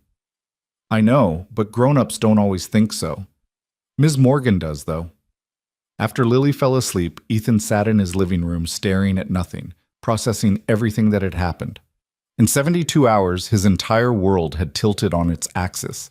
He'd gone from safely isolated single father to a man tentatively reaching for connection with someone who could either complete his life or completely upend it. The responsible choice would be to pull back, to thank Claire for a nice weekend and then politely extract himself before anyone got hurt, to prioritize stability over possibility. But James Morrison's words kept echoing in his head. The most successful people aren't the ones who follow every rule perfectly. They're the ones who know which rules matter. What mattered was honesty. What mattered was putting Lily first. What mattered was being brave enough to try, even when the outcome was uncertain. His phone buzzed again. Claire, sending a photo. It was her wrist, the friendship bracelet Lily had made still tied there. "Wearing it to work tomorrow," the message read. "Let them wonder." Ethan smiled and sent back a simple heart emoji, then immediately wondered if that was too much, too fast. But Claire responded with one of her own, and he felt the fear ease slightly. They were doing this, really doing this. Taking a chance on something that defied logic and professionalism and every safe choice he'd made in the past 7 years. And for the first time in longer than he could remember, Ethan Brooks felt truly, terrifyingly, wonderfully alive. Monday morning arrived with the cruel efficiency of all Mondays, dragging Ethan from sleep at 5:30 when his alarm pierced the quiet darkness. He lay there for a moment, staring at the ceiling and trying to reconcile the man who'd held Claire Morgan's hand on a beach 3 days ago with the employee who would see her across a conference table in 4 hours. The weekend felt like a dream now, something that had happened to someone else. In the harsh light of a workday morning, with Lily needing breakfast and his inbox already pinging with urgent messages, the idea that he and the CEO of his company were attempting some kind of relationship seemed absurd. But then his phone buzzed with a text message. "First day back? Ready to be completely professional and appropriate?" He smiled despite his anxiety. "As ready as I'll ever be. You?" Terrified, but trying to remember why we decided this was worth it. We decided it was worth it because isolation was killing us slowly, and at least this way we get to feel alive while we panic. That's remarkably dark for 6 in the morning. "I haven't had coffee yet. Give me an hour, and I'll be inspirational." "I'll hold you to that. See you at the office, where I will ignore you professionally." "I look forward to being professionally ignored." The exchange eased something in Ethan's chest, reminded him that Claire was as nervous about this as he was. They were in it together, fumbling through uncharted territory with nothing but good intentions and mounting feelings they hadn't quite named yet. Getting Lily ready for school was its usual controlled chaos. She couldn't find her homework, then couldn't decide between 2 different hair ribbons, then announced that she absolutely needed to bring her favorite rock to show and tell, despite the fact that show and tell was on Fridays, and today was Monday. "We'll save it for Friday," Ethan said, guiding her toward the door with the gentle insistence of a parent who'd learned to pick his battles. "But what if I forget by Friday? What if this rock is the most important thing I ever show and I miss my chance?" "Then we'll deal with that tragedy when Friday comes. Right now we need to get you to school and me to work." In the car, Lily was quieter than usual, staring out the window with an expression that Ethan had learned meant she was working up to asking something. "Daddy?" "Yes, Sweet Pea? Are you going to marry Miss Morgan?" Ethan nearly drove off the road. "What? Why would you ask that?" "Because you like her, I can tell. And she likes you. That's what happens in movies. People like each other and then they get married." "Real life is more complicated than movies, Lily." "But you do like her, right?" There was no point in lying to his daughter. She was too perceptive, too attuned to the emotional currents around her. "I do like her, very much. But liking someone and getting married are very different things. We're just getting to know each other better. So you're dating. It's complicated. Why? How did you explain professional ethics and power dynamics and the potential for career-ending conflicts of interest to a 7-year-old? Because Miss Morgan is my boss at work, and there are rules about that kind of thing. We have to be very careful about how we handle our friendship so that nobody thinks I'm getting special treatment or that Ms. Morgan is doing anything wrong. Lily absorbed this with the seriousness of a judge hearing testimony. That sounds hard. It is hard, but sometimes the things worth having are hard. Is Ms. Morgan worth it? Ethan glanced at his daughter in the rearview mirror, her small face so earnest and trusting. I think she might be, but I need you to understand something important, okay? Ms. Morgan and I are taking things very slowly. We're being friends first, and we're figuring out if we want to be more than friends. And nothing is more important to me than you. So if this doesn't work out, or if it gets too complicated, or if you're ever uncomfortable with any of it, you tell me. Deal? Deal. Can I still make her friendship bracelets? You can make her all the friendship bracelets you want. Good. Because I was thinking blue and silver for the next one. Those are sophisticated colors. Ethan had no idea where his 7-year-old had learned the word sophisticated, but he was grateful when they pulled up to the school and the conversation shifted to more immediate concerns like whether she'd remembered to pack her library book. The office felt different when Ethan walked in at 8:15.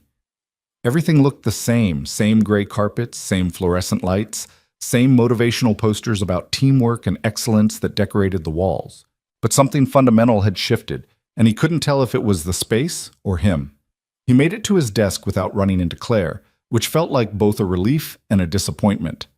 His cubicle was exactly as he'd left it on Friday afternoon, neat and organized with a framed photo of Lily front and center. He logged into his computer and tried to focus on the Henderson analysis that was due by end of week, but his mind kept drifting. Was Claire already in her office? Was she thinking about him? Was she regretting the whole thing now that they were back in this context? Brooks, welcome back, man. How's the retreat? Brad appeared at his cubicle entrance, coffee in hand and looking far too cheerful for a Monday morning. Ethan felt his shoulders tense automatically. It was fine. Good team building. I bet. Saw you spent a lot of time with the boss lady. Building teams? There was something in Brad's tone, not quite accusatory but definitely insinuating, that made Ethan's jaw clench. I spent time with my daughter, actually. Miss Morgan was kind enough to include her in some activities. Right, the kid. That was cute, actually. Didn't know Morgan had a maternal side. She's a person, Brad. People have multiple sides. Whoa, defensive much? I'm just saying it was interesting to see her so human. Usually she's all business, you know? Ice queen in a power suit. But at the beach, she was almost likable. Ethan forced himself to keep his expression neutral, to not rise to the bait that Brad was clearly dangling. If you need something work-related, I'm happy to help. Otherwise, I've got the Henderson analysis to finish. Brad held up his hands in mock surrender. Just making conversation, man. Don't shoot the messenger. After he left, Ethan sat staring at his computer screen without seeing it. This was what they were going to face: speculation, gossip, people watching their every interaction and reading meaning into the smallest gesture. It made the decision to keep things quiet, to maintain professional boundaries at work, feel even more critical. His phone buzzed with an internal message through the company system. Henderson analysis meeting at 2 p.m. Conference room B. Please bring updated projections. CM. The message was perfectly professional, exactly the kind of thing Claire would send to any analyst working on a major project. But Ethan stared at the initials at the end, remembering how those same initials had signed off on much more personal messages over the weekend. He typed back a response that was equally professional. We'll be ready. Do you need the demographic breakdowns as well? Yes, all supporting data. Thank you. That was it. No hint of anything personal, no secret message hidden in corporate speak. Just boss and employee, exactly as it should be. Ethan tried to tell himself that this was good, that this was what they'd agreed to, but part of him had been hoping for something more, some acknowledgement of what they were to each other outside these walls. The morning crawled by with painful slowness. Ethan buried himself in spreadsheets and data analysis, losing himself in the numbers the way he'd learned to do when emotions got too complicated. Around 11, Sarah from HR stopped by his desk. "Hey, Ethan, got a minute?" His stomach dropped. Had someone complained about him and Claire? Had Brad said something to HR? "Sure. What's up?" "I'm updating emergency contacts for everyone post-retreat. You know, making sure we have current information. Just need to verify what we have on file for you." It was completely routine, nothing sinister, and Ethan felt foolish for his paranoia. He provided the information Sarah needed, confirmed his sister's contact details, and watched her move on to the next cubicle. This was going to be his life now, every interaction analyzed for hidden meaning, every routine request triggering anxiety that someone had discovered the secret he and Claire were keeping. At 1:30, Ethan gathered his materials for the Henderson meeting. He'd spent extra time making sure his analysis was flawless, that his projections were conservative but justified, that every assumption was documented and defendable. He couldn't afford to give anyone reason to think Claire was going easy on him. Conference room B was empty when he arrived early, and he took the opportunity to set up his laptop and organize his notes. Other analysts started trickling in: Jennifer from finance, Marcus from operations, Tom from marketing. They all greeted him casually, no hint that they suspected anything unusual. Claire arrived exactly at 2 o'clock, commanding attention the moment she walked through the door. She wore a charcoal gray suit that Ethan had seen before, her hair pulled back in that severe bun, her expression all business. This was Claire Morgan, CEO, and there was no trace of the woman who'd built sandcastles and confessed her loneliness on a beach. "Let's get started," she said, taking her seat at the head of the table. Her eyes passed over Ethan without pausing, without any hint of recognition beyond the professional. "Brooks, you're leading the analysis. Walk us through your findings." Ethan stood and began his presentation, falling into the familiar rhythm of data and interpretation. He was good at this, had always been good at translating complex information into clear recommendations. But he was hyper-aware of Claire's presence, of the way she listened with that intense focus he'd always admired. She asked sharp questions, pushed back on some of his assumptions, demanded clarification on his methodology. To anyone watching, she was being exactly as demanding as she always was, holding him to the same high standards she held everyone to.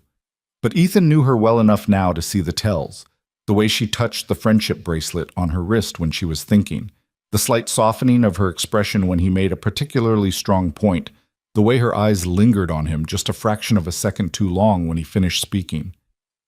"Strong work," she said when he concluded. "I have some concerns about the Q4 projections, but overall this is exactly what I needed.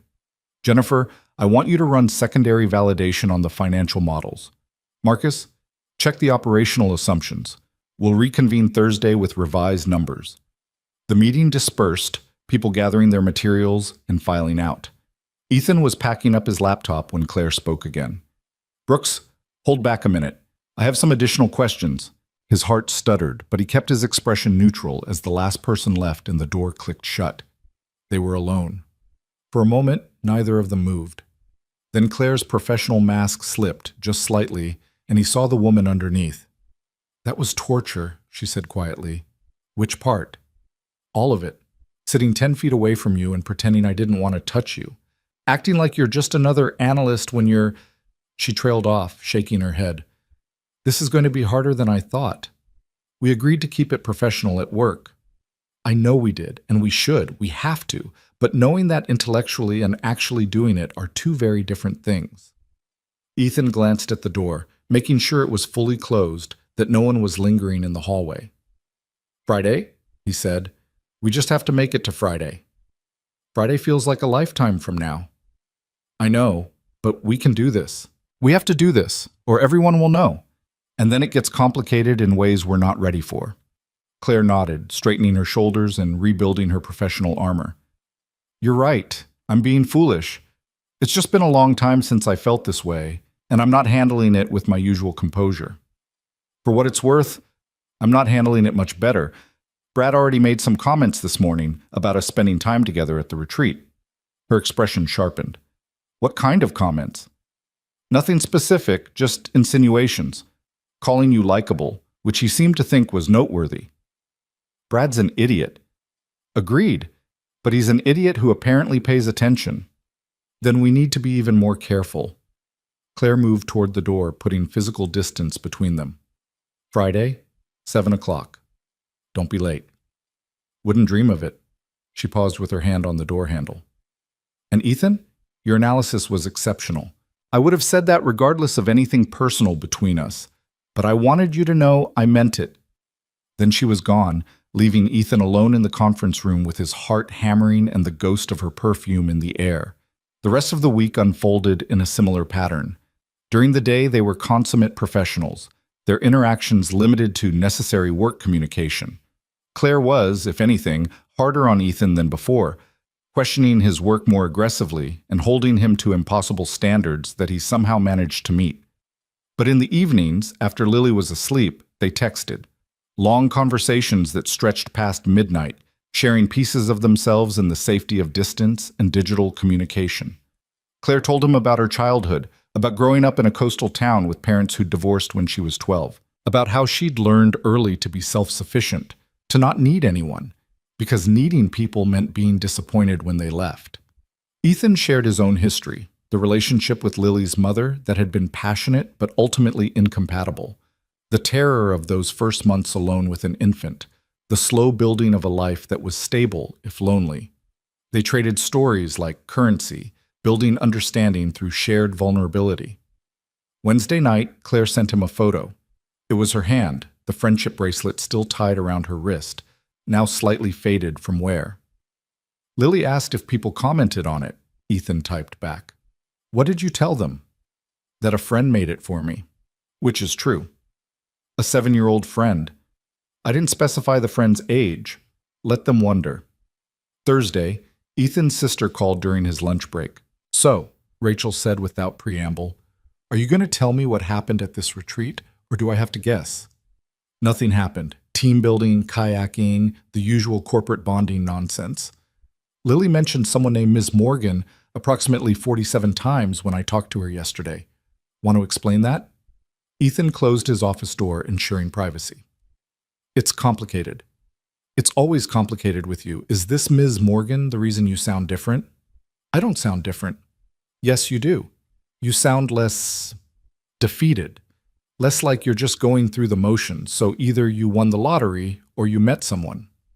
Rachel had always been able to read him too easily, a talent that was both comforting and infuriating. I might have met someone. Maybe. It's very early and very complicated, and I'm not ready to talk about it yet. But you like her. I really like her. And Lily likes her? Lily adores her, which is part of why I'm terrified. Rachel was quiet for a moment. When she spoke again, her voice was gentle. Ethan, you've been alone for 7 years. You've built an entire life around being safe and stable for Lily, and that's admirable. But you're allowed to want something for yourself too. You're allowed to take a risk, even if it scares you. What if it doesn't work out? What if Lily gets hurt? What if it does work out? What if you're teaching Lily that it's okay to be brave, to reach for happiness even when it's scary? That's a valuable lesson too. After they hung up, Ethan sat in his closed office thinking about bravery and risk and what he was modeling for his daughter. He'd spent so long prioritizing safety that he'd forgotten courage had value too. Friday arrived with the weight of anticipation. Ethan had arranged for his sister to watch Lily overnight, telling his daughter it was just a sleepover at Aunt Rachel's. Lily had been thrilled, completely unsuspicious of any ulterior motive. He left work at 5, went home to shower and change, and found himself standing in front of his closet at 6:15, trying to decide what to wear for a date with his boss. Too casual suggested he wasn't taking it seriously. Too formal made it seem like he was trying too hard. He settled on dark jeans and a button-down shirt, then changed his mind 3 times before forcing himself to stop. The Italian restaurant Claire had chosen was in Westbrook, a small town about 30 minutes from the office. Far enough to avoid colleagues, close enough to not feel like they were fleeing the state. Ethan arrived 10 minutes early and sat in his car, gathering his courage.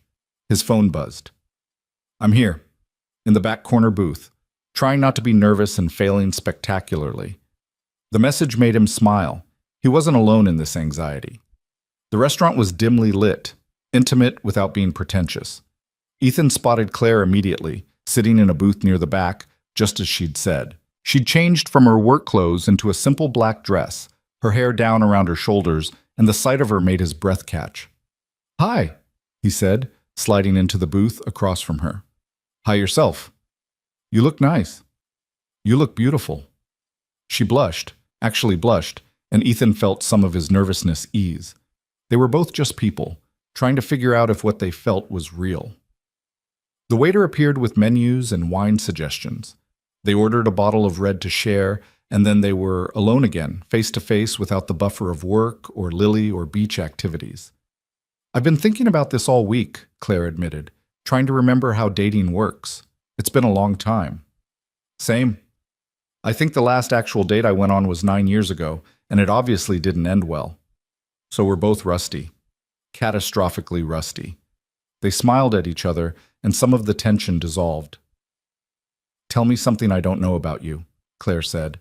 "Something that's not in your employee file or that didn't come up in our weekend conversations." Ethan thought about it. "I wanted to be a teacher once. Before Lily, before I needed the salary and benefits of the corporate world. I wanted to teach high school math, help kids understand that numbers could be beautiful." "Why didn't you?" "Couldn't afford it. Teachers don't make enough to support a family alone, and I needed stability more than I needed passion." "Do you regret it?" "Sometimes. But then I think about the life I've built for Lily, the opportunities I can give her because of my salary, and I think I made the right choice. Not the choice I wanted, but the right one." Claire reached across the table and took his hand, the first time they'd touched all week. "I think you would have been an amazing teacher. You're patient, you explain things clearly, and you genuinely care about people understanding. Maybe someday, when Lily's older, you could teach part-time. Share that gift." The idea had never occurred to him, that passions deferred weren't necessarily passions dead, that there might be a future where he could reclaim pieces of the life he'd set aside. "Your turn," he said. "Something I don't know." "I'm afraid of being happy," Claire said quietly. "Every time something good happens, I wait for it to fall apart. I sabotage things before they can hurt me. I've done it in relationships, in friendships, even in work situations where I was getting too comfortable. I create distance as a defensive mechanism." "Are you doing that now? With us?" "I'm trying not to. But the instinct is there, whispering that this is too good, that it can't last, that I should end it before you do." Ethan tightened his grip on her hand. "I'm not going anywhere, not unless you ask me to leave." "Promise?" "Promise. I'm all in here, Claire. Terrified, yes. Unsure of how we make this work. Absolutely. But committed to trying." The waiter returned with their wine, and they ordered food without really paying attention to the menu. After he left, Claire said, "We need to talk about the logistics, the practical reality of what we're attempting." "Okay. If this becomes serious, and I think we both feel it heading that direction, we'll need to file a formal relationship disclosure with HR. It's company policy for any relationships between employees at different hierarchical levels." "I know. I read the policy handbook last night." Claire's eyebrows rose. "You read the employee handbook?" "The section on workplace relationships, yes. I needed to understand exactly what we were dealing with." "And?" "And it's doable, but it requires transparency. We'd need to disclose the relationship.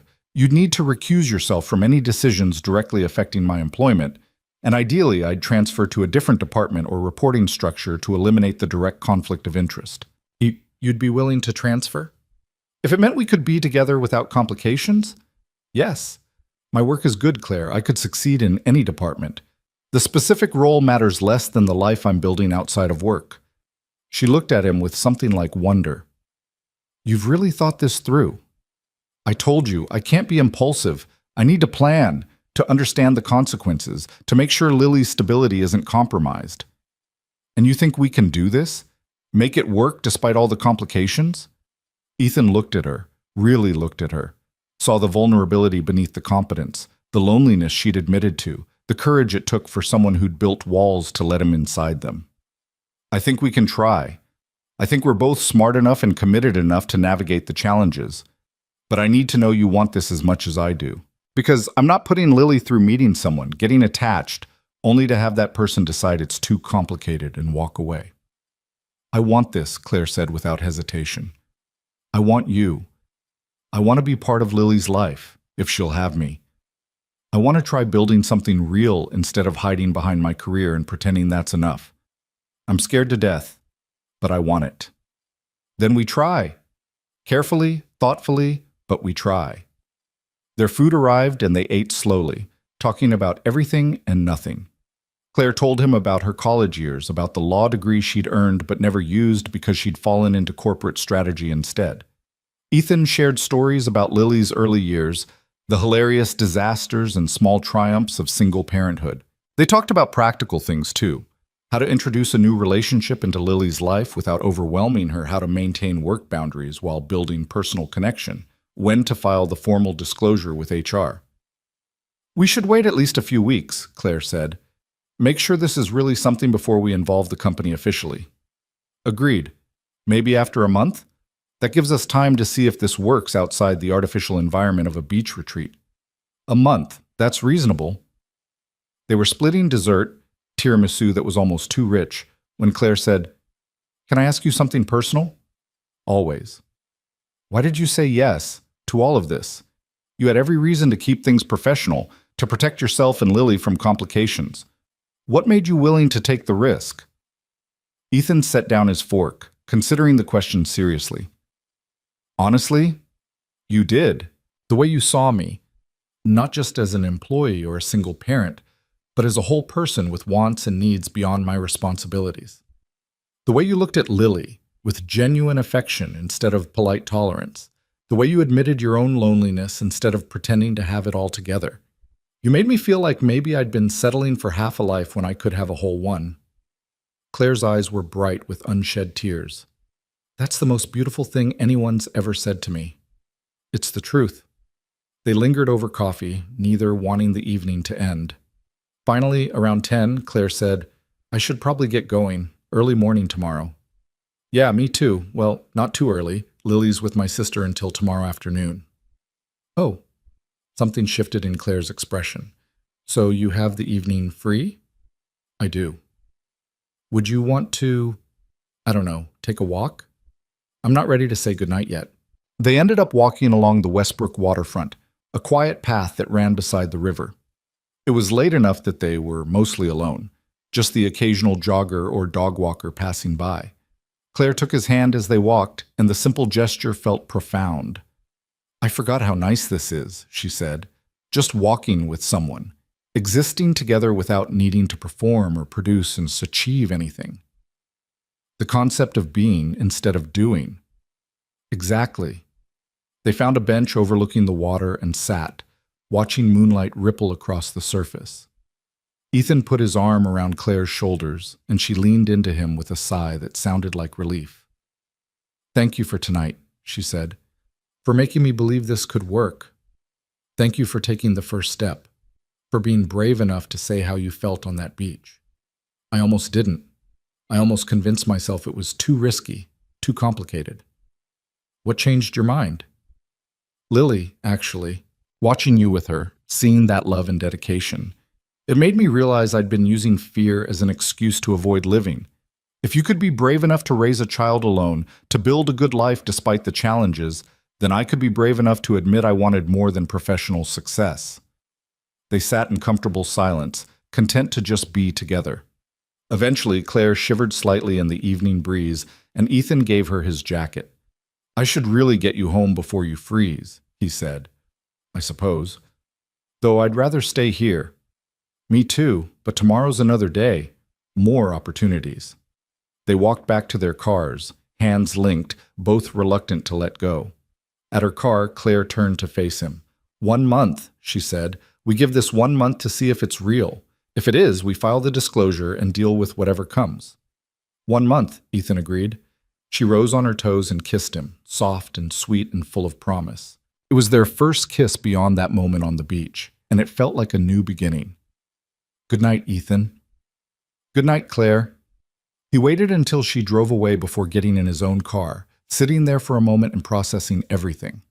They'd made a plan, set boundaries, committed to trying despite all the reasonable objections. And for the first time in 7 years, Ethan Brooks felt like he was living rather than just surviving. The month that followed their dinner date became a study in careful balance, a delicate dance between professional distance and growing intimacy that required constant vigilance and occasional courage. Ethan found himself living two parallel lives that somehow needed to eventually converge into one coherent whole. At the office, he and Claire maintained their professional boundaries with almost painful precision. Their interactions were limited to necessary work communications. Their meetings focused solely on projects and deliverables. If anything, Claire was harder on him than she'd been before, pushing back on his analyses with sharper questions and demanding revisions that made him work late into several evenings. To any observer, they were simply CEO and analyst, their relationship defined entirely by organizational charts and quarterly objectives. But outside those walls, something entirely different was growing. They saw each other twice a week, always in towns far enough from the office to avoid accidental encounters with colleagues. Sometimes they had dinner, talking for hours over wine and pasta about everything from childhood dreams to current fears. Other times they took long walks, exploring hiking trails and waterfronts, content to exist in comfortable silence, broken only by observations about the weather or the landscape. Claire met Lily officially for the second time on a Saturday afternoon 3 weeks after their first date, joining them at a children's museum that Lily had been begging to visit. Ethan had been nervous about it, worried that the dynamic would feel forced or awkward, but his concerns dissolved the moment Claire crouched down to Lily's level in the museum's entrance. "I've been looking forward to this all week," Claire said, and the honesty in her voice made Lily's face light up. "Really? Even though museums are kind of boring for grown-ups?" "Museums are never boring when you're with someone who sees them properly. And I suspect you see things very properly." They'd spent 4 hours exploring exhibits, Claire entering fully into Lily's world of wonder and curiosity. She didn't talk down to his daughter or treat the museum visit as an obligation. Instead, she engaged completely, asking questions that made Lily think, offering observations that expanded her understanding, being present in a way that made Ethan's chest tight with emotion. "She's good with her," Rachel observed when Ethan told her about it later. "That's not something you can fake." "I know," which makes this both easier and more terrifying. Why terrifying? Because Lily's getting attached, really attached, and if this doesn't work out, stop catastrophizing and just enjoy what you're building. You deserve this, Ethan. Happiness isn't something you have to earn through suffering first. But the fear remained, a low hum of anxiety beneath every moment of joy. Each time Claire and Lily laughed together, each time his daughter asked when they could see Miss Morgan again, Ethan felt the stakes rising. This wasn't just about him anymore. Whatever happened between him and Claire would affect his daughter, and that responsibility weighed heavier than any professional complication. The turning point came 3.5 weeks into their month-long trial period.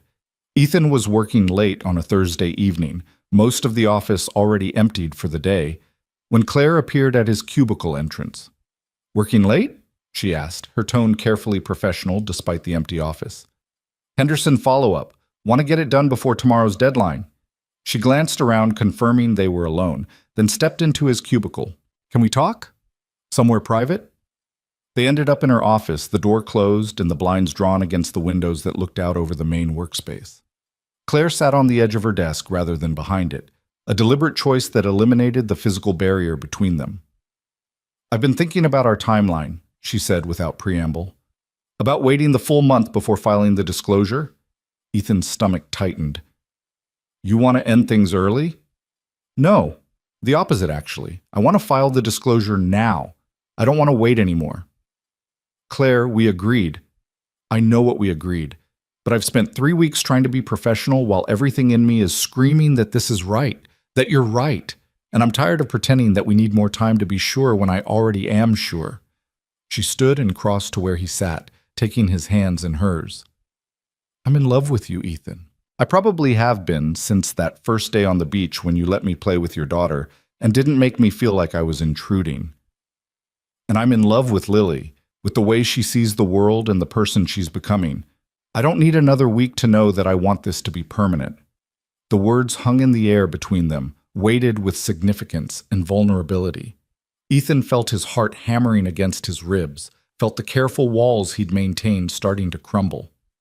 I love you too, he said, and saying it out loud felt like jumping off a cliff and discovering he could fly. I've been trying to be cautious, to protect myself and Lily, but the truth is I fell for you somewhere between sandcastles and scavenger hunts, and I can't imagine going back to a life where you're not in it. Claire's eyes filled with tears, and she pulled him to his feet, wrapping her arms around him in a fierce embrace. So we do this? We file the disclosure and deal with whatever comes? We do this, but we do it right. We go to HR together tomorrow, we're completely transparent about the timeline, and we accept whatever restructuring is necessary to eliminate conflicts of interest.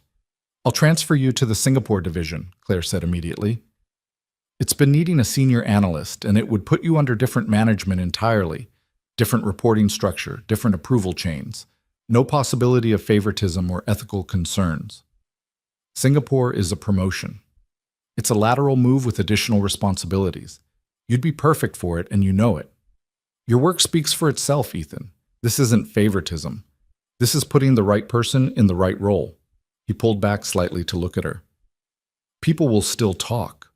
They'll say you promoted your boyfriend, that the relationship influenced the decision. Let them talk. We'll have documented everything properly. The disclosure will be filed before the transfer is announced. James already knows about us and approves. Anyone who has a problem can take it up with HR, and they'll find that every policy was followed to the letter. You've really thought this through. I've thought about nothing else for 3 weeks. I want this, Ethan. I want you and Lily in my life permanently.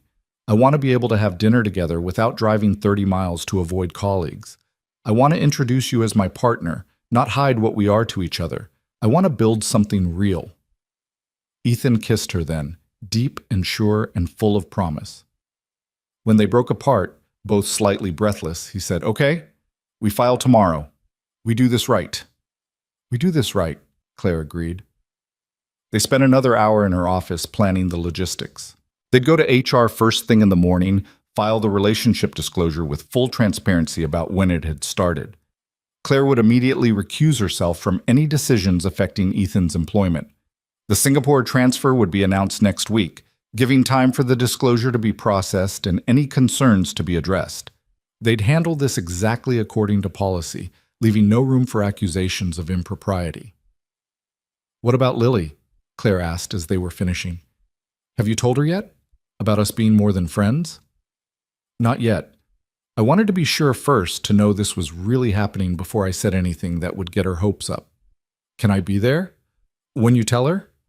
The question, and the vulnerability behind it, made Ethan's chest tight. "I'd like that. Maybe this weekend? We could do something together, just the three of us, and explain it in a way that makes sense to her." "I'd love that." They left the office separately, maintaining discretion for one last night. Tomorrow everything would change, would become official and public. But tonight, driving home through darkened streets, Ethan felt lighter than he had in years. Friday morning arrived with crystalline clarity, the kind of autumn day that felt full of possibility. Ethan dropped Lily at school, kissed her forehead, and tried not to let his nervousness show. "You seem happy, Daddy," she observed with her usual perceptiveness. "I am happy, Sweet Pea, really happy." "Is it because of Ms. Morgan?" "Partially, but mostly because I have you." "That's mushy, but nice." At the office, he met Claire in the lobby at 8:30 as planned. She wore her usual professional armor, sharp suit, hair pulled back, expression composed. But when their eyes met, he saw the same nervous excitement he felt. "Ready?" she asked. "Ready." They walked to HR together, their presence clearly unexpected by the receptionist who scrambled to let them into the department head's office. Margaret Chen had been with the company for 15 years. A no-nonsense woman in her 50s who'd seen every variation of workplace drama imaginable. "Ms. Morgan, Mr. Brooks, this is unexpected. Please sit." They sat side by side in the chairs facing Margaret's desk. Claire had insisted that they do this together, that there be no question of hierarchy or power dynamics influencing the disclosure. We're here to file a formal relationship disclosure, Claire said without preamble. As required by company policy for relationships between employees at different hierarchical levels. Margaret's eyebrows rose fractionally, the only indication of surprise. I see. When did this relationship begin? We first acknowledged mutual interest during the company retreat 4 weeks ago, Ethan said, appreciating that Claire had let him speak. We've been seeing each other outside of work since then, and we decided it was time to formalize the disclosure and address any necessary restructuring. And you're both here voluntarily? Mr. Brooks, you understand you're under no obligation or pressure to disclose this relationship? I understand completely. This is my choice, made freely without any coercion or influence from Ms. Morgan's position. Margaret made notes on her computer, her expression neutral. Ms. Morgan, are you aware that this disclosure will require you to recuse yourself from any employment decisions affecting Mr. Brooks? I am. I've already prepared documentation recusing myself from his performance reviews, compensation decisions, and any other matters that could constitute a conflict of interest. Additionally, we're proposing a transfer that would eliminate the direct reporting relationship entirely. What kind of transfer? The Singapore division needs a senior analyst. Mr. Brooks has the qualifications and experience for the role. It would put him under different management, different reporting structure, completely separate from my direct oversight. Margaret looked at Ethan. And you're agreeable to this transfer? I am. It's a good opportunity, and it resolves the conflict of interest concerns. The optics of this could be challenging, Margaret said carefully. A CEO dating an employee, then that employee receiving a promotion. It's a lateral move with expanded responsibilities, Claire interrupted, and the transfer won't be announced until after this disclosure is processed. We're doing everything by the book, Margaret. Full transparency, immediate recusal, structural changes to eliminate conflicts. What more can we do? Margaret was quiet for a long moment, studying them both. Then she said, Honestly, nothing.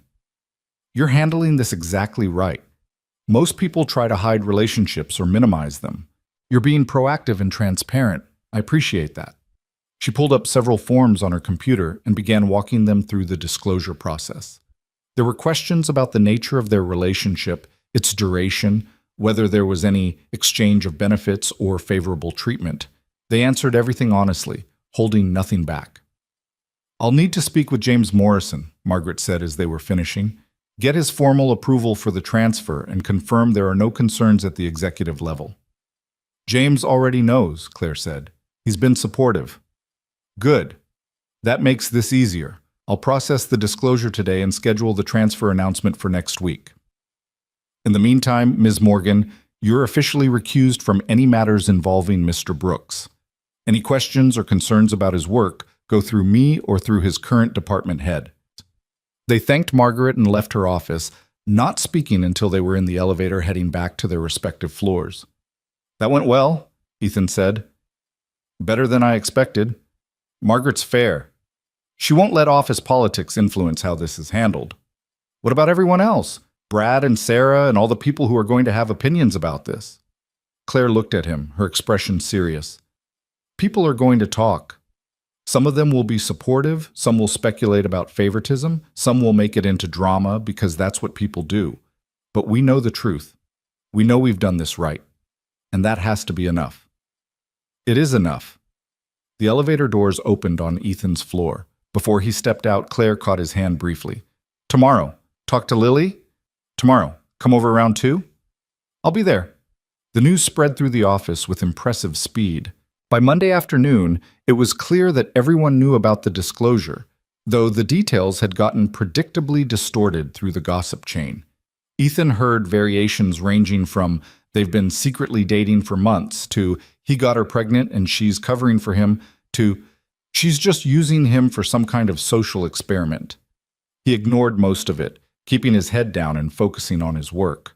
A few people made comments. Brad, unsurprisingly, had opinions about office romances and mixing business with pleasure.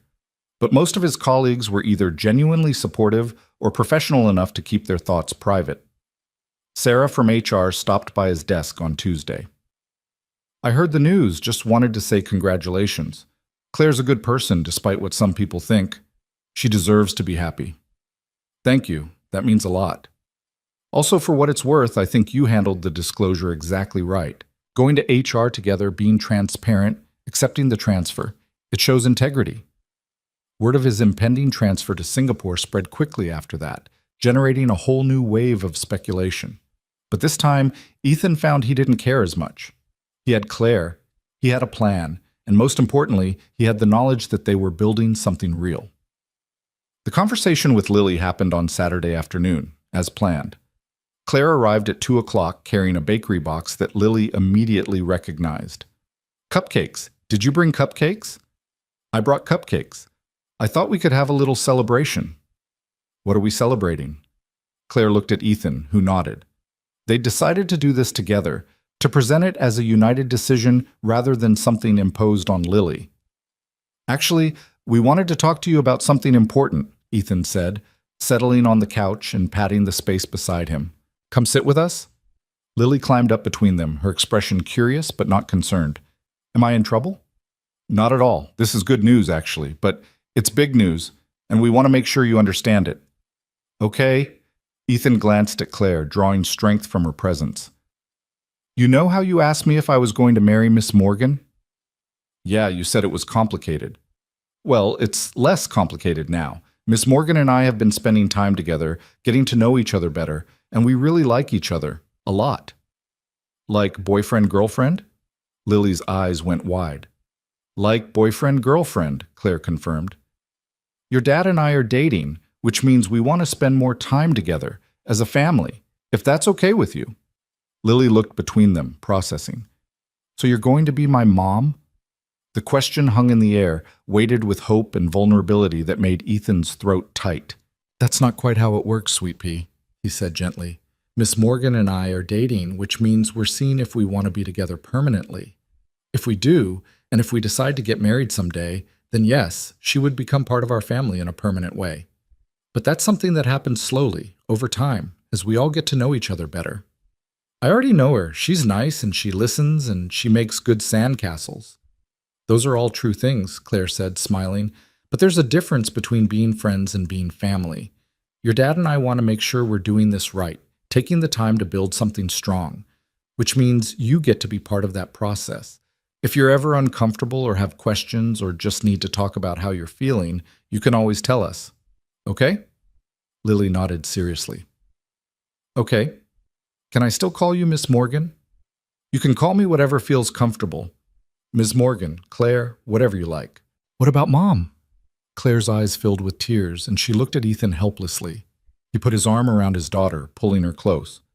Maybe we save that for later, he suggested, when things are more permanent. For now, what if you call her Claire? That way it's friendly but not confusing. Okay, Claire. Lily tested the name, then smiled. I like it. Can we have cupcakes now? The ease with which she accepted the news was both touching and slightly terrifying. Ethan had worried that Lily might be resistant or confused, but instead she seemed genuinely excited. As they ate cupcakes and Claire explained that she'd be spending more time with them, dinners, weekend activities, maybe even some sleepovers eventually, Lily peppered her with questions. Will you teach me to make sandwiches the fancy way? Can we go to the science museum? Do you like chocolate ice cream or vanilla? What's your favorite color? Claire answered each question with the same serious attention she gave to board presentations, and watching them together, Ethan felt something settle in his chest. This could work. This was working. After Lily ran off to play in a room, content with the new arrangement, Claire and Ethan sat together on the couch. That went better than I expected, she said. She really likes you. I think she's been hoping for this since the retreat. Smart kid. The smartest. But Claire, we need to be careful. She's excited now, but if this doesn't work out for some reason, it's going to devastate her. Claire took his hand, threading their fingers together. I know, which is why I need you to believe me when I say I'm in this for the long term. I'm not going to suddenly decide this is too hard or too complicated and walk away. I've spent 10 years building walls, and you and Lily are worth tearing them all down. Promise? I promise. I love you, Ethan. And I love your daughter. I'm not going anywhere. The weeks that followed settled into a new rhythm. Claire became a regular presence in their lives, joining them for dinners and weekend activities, slowly integrating herself into their routines. She learned Lily's favorite foods and bedtime preferences, figured out how to braid hair through trial and error, and became genuinely invested in the day-to-day details of their life. At work, Ethan transitioned into his new role with the Singapore division. The transfer was handled smoothly, with clear documentation showing it was based on his qualifications rather than his relationship with Claire.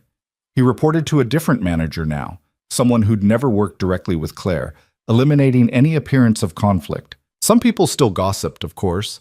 Brad made pointed comments about sleeping your way to the top that Ethan ignored with the dignity of someone who knew the truth.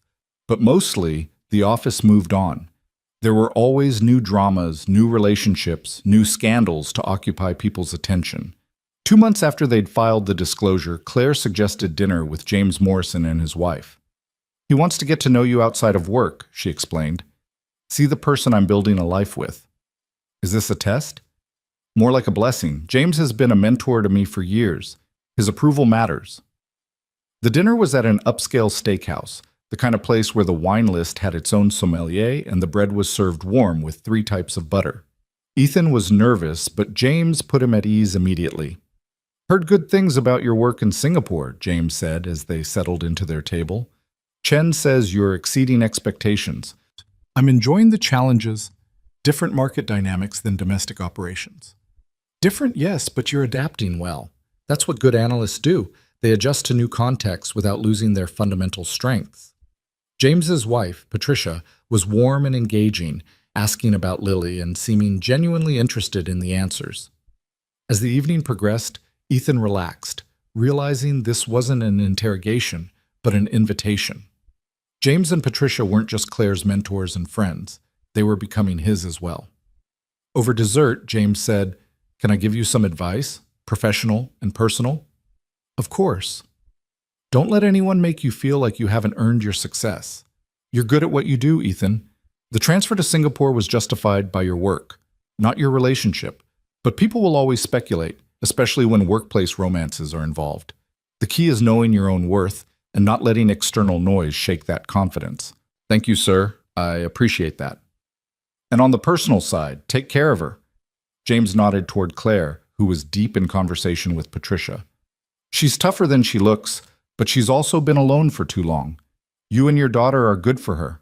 I can see it in the way she's changed these past months.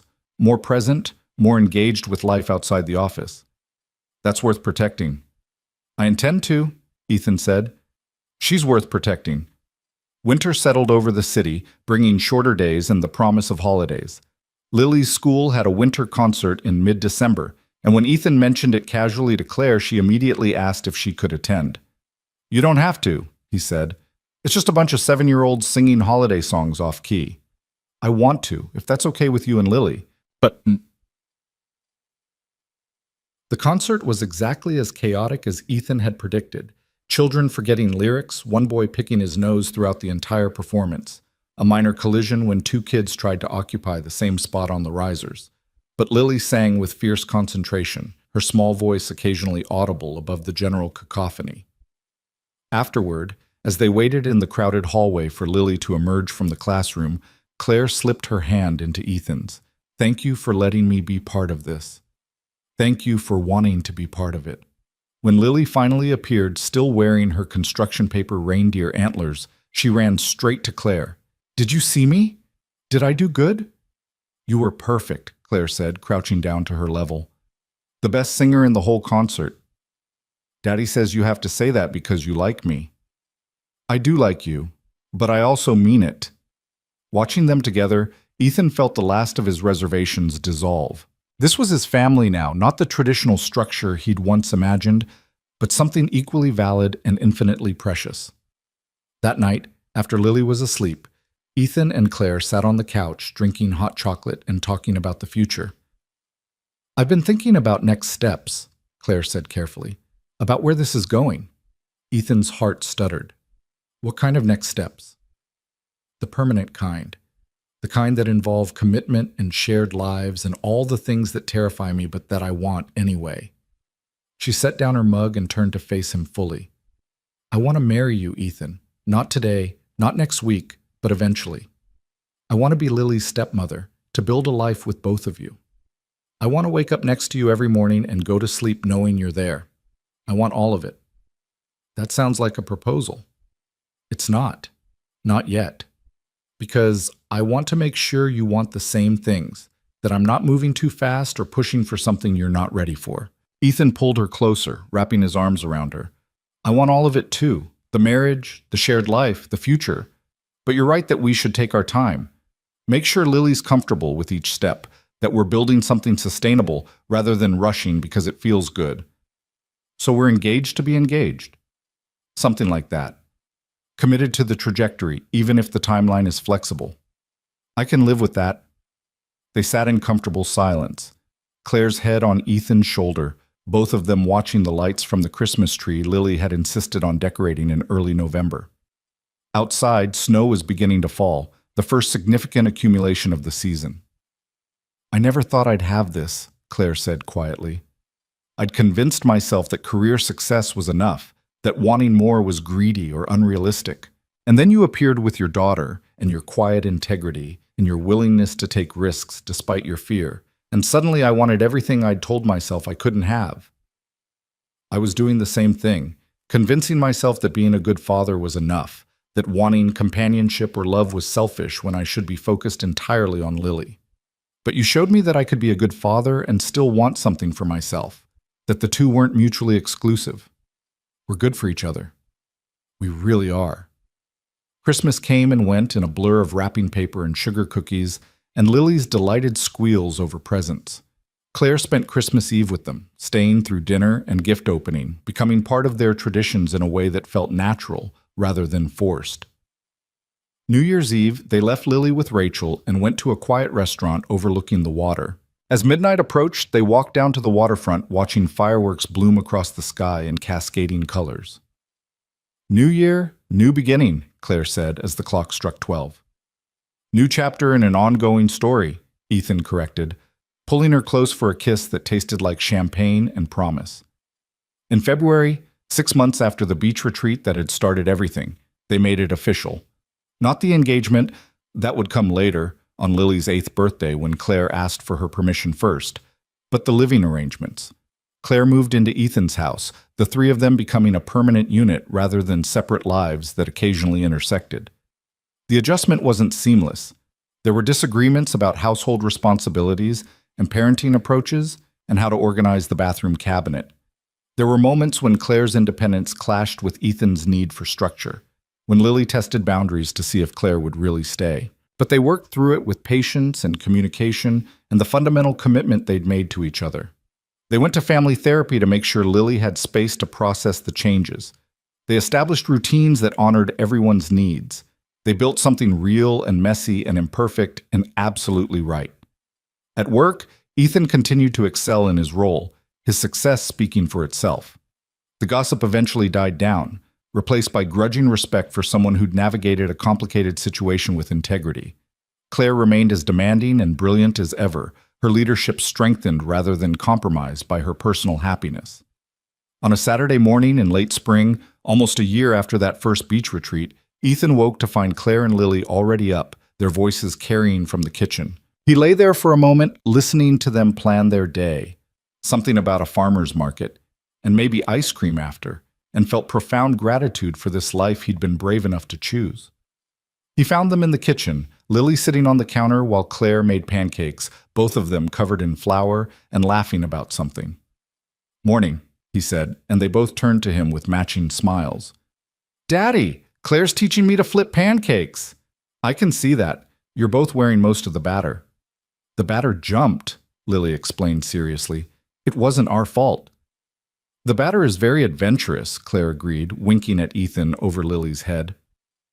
They ate breakfast together, the three of them crowded around the small kitchen table, planning their weekend and bickering good-naturedly about whether chocolate chips belonged in pancakes. It was ordinary and domestic, and everything Ethan had told himself he didn't need. Later, after Lily ran outside to play, Claire pulled him aside. "I've been thinking about the engagement," she said, "about asking Lily for her blessing." "Yeah? I want to do it soon, maybe on her birthday next month, but I want to make sure you're ready, that this is what you want." Ethan cupped her face in his hands, looking into the eyes of the woman who'd taken a chance on him, who'd seen past his responsibilities to the person underneath, who'd loved his daughter as fiercely as she loved him. "This is exactly what I want. You're exactly what I want. Let's do it." "Yeah? Yeah. Let's build this life together. Officially, permanently, completely." Claire's smile was radiant, transforming her face into something almost incandescent with joy. "Okay then, we're really doing this. We're really doing this."